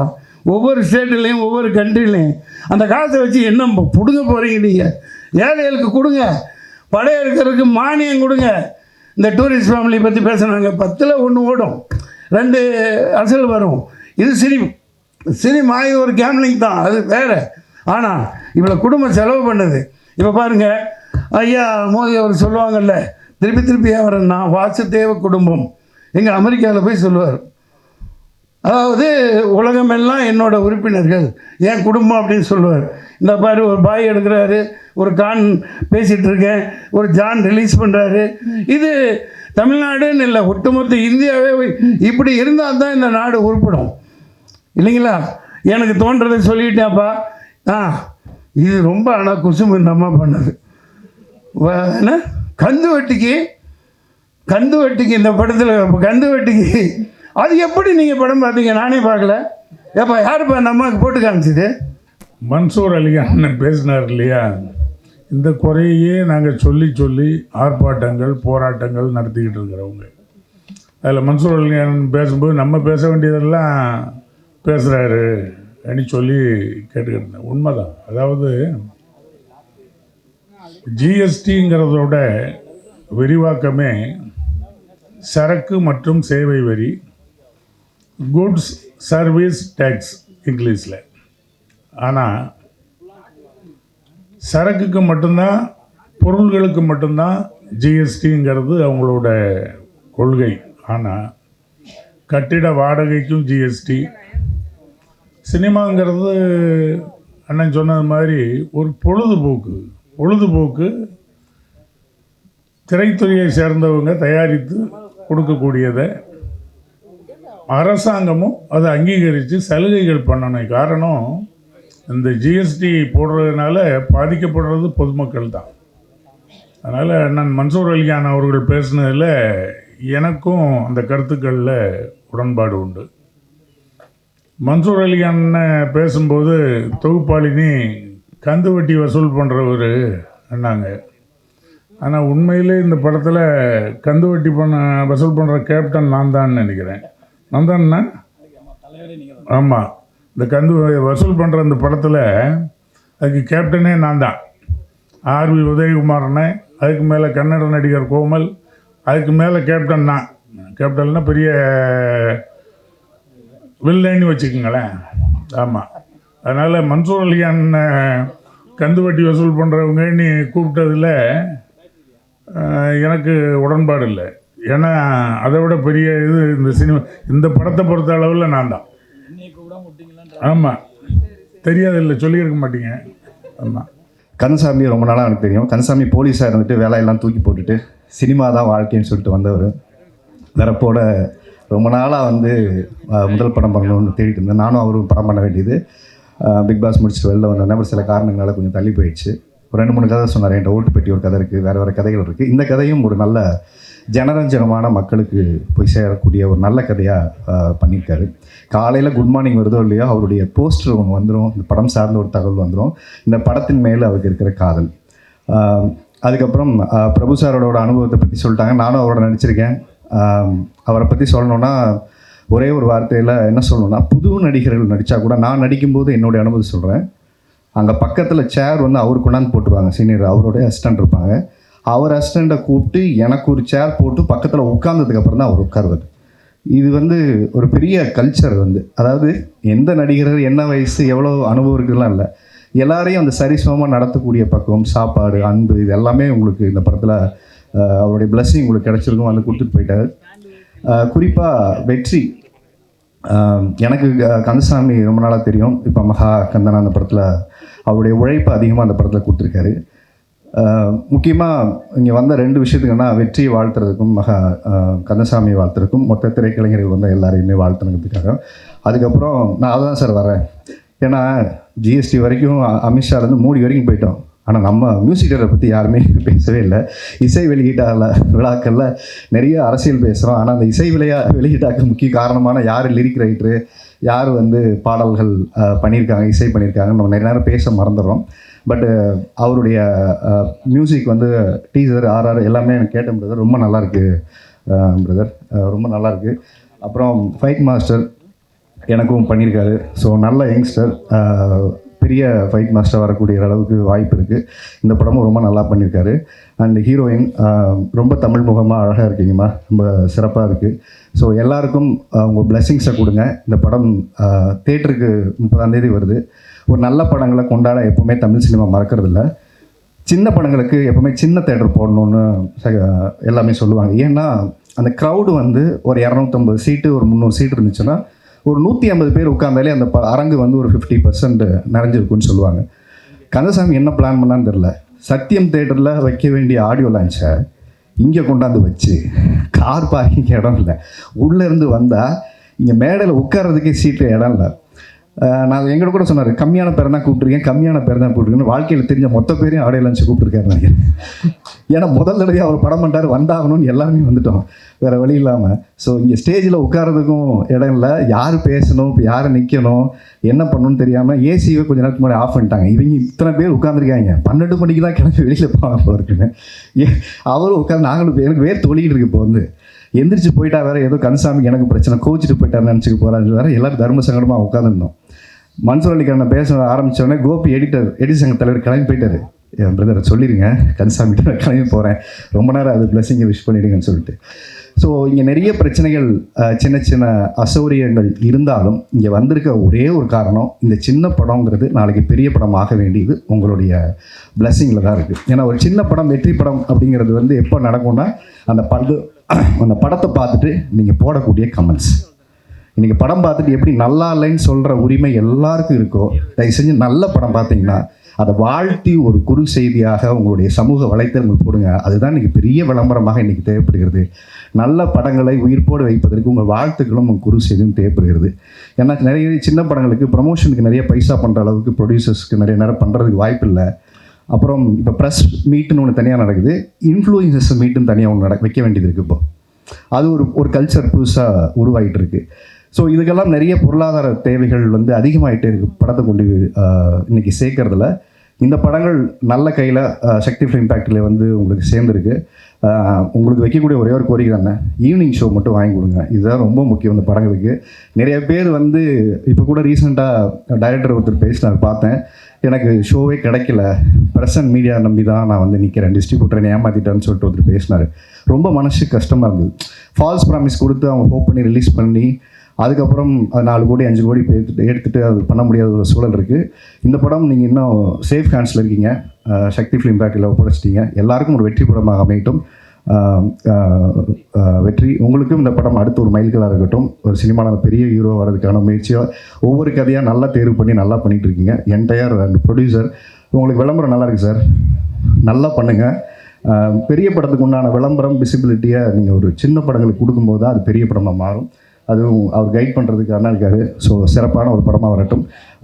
வாழ்த்து கூறி விடைபெறுகிறேன். நன்றி, வணக்கம். எல்லா புகழும் இறைவனுக்கே. ஸோ பிரசன்ட் மீடியா பீப்புளுக்கு ஒரு hi. I am Mohammed Safi, the producer of this film, and I want to be an actor. So நான் இன்றைக்கி இங்கே வந்த எல்லாருக்கும் நன்றி சொல்ல கடமைப்பட்டிருக்கேன். ஒரு புது டைரக்டர், ஒரு புது ப்ரொடியூசர், அவங்களோட அழைப்பை ஏற்று இங்கே வந்த எல்லாருக்கும் ரொம்ப நன்றி. ஸோ அதுக்கப்புறம் என்னோட ப்ரொடியூசர், எங்கள் டேடி, இந்த படத்தோட கோ ப்ரொடியூசர் கோதர்ஷா சாருக்கு நன்றி. உங்களுக்கு மட்டும் அவர் பையன் இல்லை, எனக்கும் அவர் பையன் மாதிரி தாண்டு கோ ப்ரொடியூசராக வந்த எங்கள் ஃபாரூக் அங்கிளுக்கு ரொம்ப நன்றி. பிரபு சாருக்கு ரொம்ப நன்றி. அதே மாதிரி அவரோட அப்பா சிவாஜி சாருக்கு ரொம்ப நன்றி. பிரபு சாரை ஒரு ஆக்டர்னா பிரபு சார் வந்து சிவாஜி சாரை வந்து ஒரு ஐடல் மாதிரி பண்ணியிருந்தார். எங்கள் பிரபு சார் ரொம்ப ரொம்ப ரொம்ப ரொம்ப கன்வீனியண்ட்டாக அங்கே இருந்தார், ரொம்ப சப்போர்ட் பண்ணார் எங்களுக்கு. ஸோ பிரபு சாருக்கு ரொம்ப தேங்க்ஸ். கோமல்குமார் சார் ரொம்ப தேங்க்யூ. லிட்டரலாக எங்களுக்கு ரொம்ப ரொம்ப சப்போர்ட் பண்ணார். ரொம்ப சிம்பிளாக ரொம்ப ஒரு வேர்சட்டைலான ஆக்டர் எங்கள் கோமல்குமார் சார். ஆலிவர் அங்கிள் கேமராமேன் எங்களுக்கு டேரக்டரை இன்ட்ரடியூஸ் பண்ணி வச்சார், ரொம்ப தேங்க்ஸ். எங்கள் படம் வந்து ரிலீஸ் ஆகிறதுக்கு முன்னாடி எங்கள் படத்தில் வெற்றி இருக்குது. வெற்றி ப்ரோ, ரொம்ப thanks bro. Krishnapriya. So really எங்கள் ஹீரோயின் வந்து எங்களுக்கு ரொம்ப ரொம்ப ஹெல்ப் பண்ணாங்க. ஒரு கேரவன் இல்லாட்டி கூட ரொம்ப அட்ஜஸ்ட் பண்ணிக்கிட்டாங்க. ஒரு குடிசையில் உட்கார வச்சாலும் ரொம்ப அட்ஜஸ்ட் பண்ணிக்கிட்டாங்க. படத்தில் உண்மையிலே அவங்க சீன்ஸ் ரொம்ப நல்லா நடிச்சிருந்தாங்க. ரொம்ப நேச்சுரலான ஆக்டர். தேங்க்யூ. இமான் அண்ணாச்சி படத்தில் நடித்தோம் முடித்தோம் அப்படின்னு சொல்லிட்டு இருக்கிற காலத்தில் எங்கள் அண்ணாச்சி லிட்டரலாக எங்கே கூப்பிட்டாலும் வந்துடுவார். ஒரு சின்ன காலேஜ் ஈவெண்ட்டாக இருக்கட்டும், ஒரு பெரிய காலேஜ் ஈவெண்ட்டாக இருக்கட்டும், இன்றைக்கி ஒரு ஷூட்டிங் இருக்கிறதுனால எனக்கு வர முடியல. Imman Annachi thank you so much. தங்கோதர் அண்ணன், உங்கள் ஜோக்ஸ் நான் சின்ன வயசுலேருந்து பார்த்துட்டு இருக்கேன். அதுக்கு உங்களுக்கு வயசாகல, நான் சின்ன வயசுலேருந்து பார்த்துட்ருக்கேன். ரொம்ப தேங்க்ஸ்ண்ணே. நான் கூப்பிட்ற ஈவெண்ட்க்கு வந்திருக்கேன். டிஎஸ்ஆர் சார் ரொம்ப தேங்க்ஸ். மன்சூர் அலிகான் சார் ரொம்ப தேங்க்ஸ். இந்த விழாவின் நாயகன் எங்கள் நௌஃபில் ராஜா அண்ணன், தேங்க்யூ ஸோ மச். நான் ரொம்ப ரொம்ப டார்ச்சர் பண்ணியிருக்கேன் எங்கள் அண்ணனை. கால் பண்ணி அது வேணும் இது வேணும் இது வேணும் அது வேணும்னு சொல்லி கேட்டு ரொம்ப டார்ச்சர் பண்ணியிருக்கேன். இதுக்கப்புறமாவும் பண்ணுவேன். எங்கள் அண்ணன் தேங்க்யூ. வைரமுத்து சார் என்னதான் நாங்கள் சின்ன படமாக இருந்தாலும் எங்களுக்கு ரொம்ப ஹெல்ப் பண்ணியிருந்தார். எங்கள் டைரக்டர் கொடுக்குற எல்லா கரெக்ஷன்ஸையும் ஏற்றுக்கிட்டு திருப்பி கரெக்ஷன் பண்ணி கொடுத்துரு.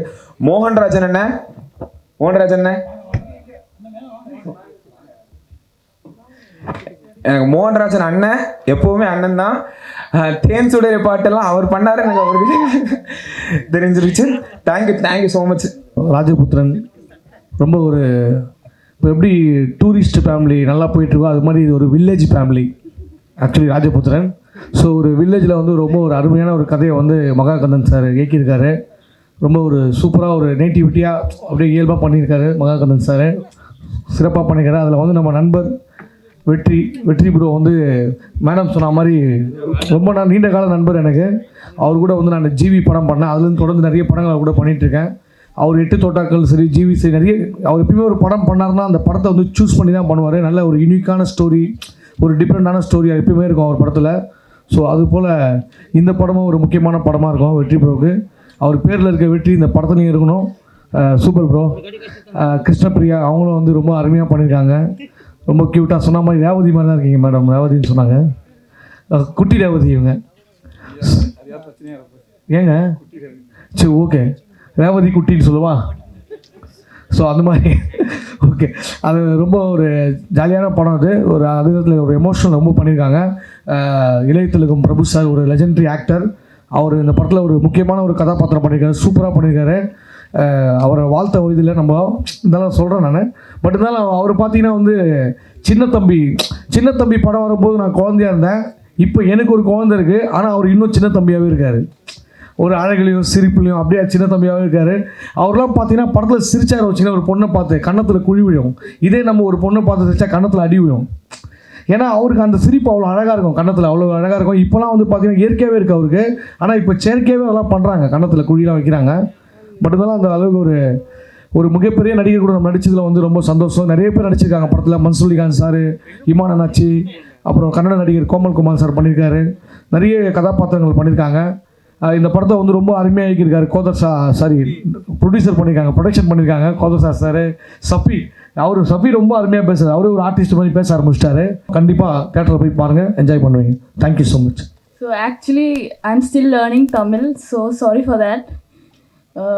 எல்லாருக்கும் வணக்கம். ஸோ என் பேர் கிருஷ்ணபிரியா.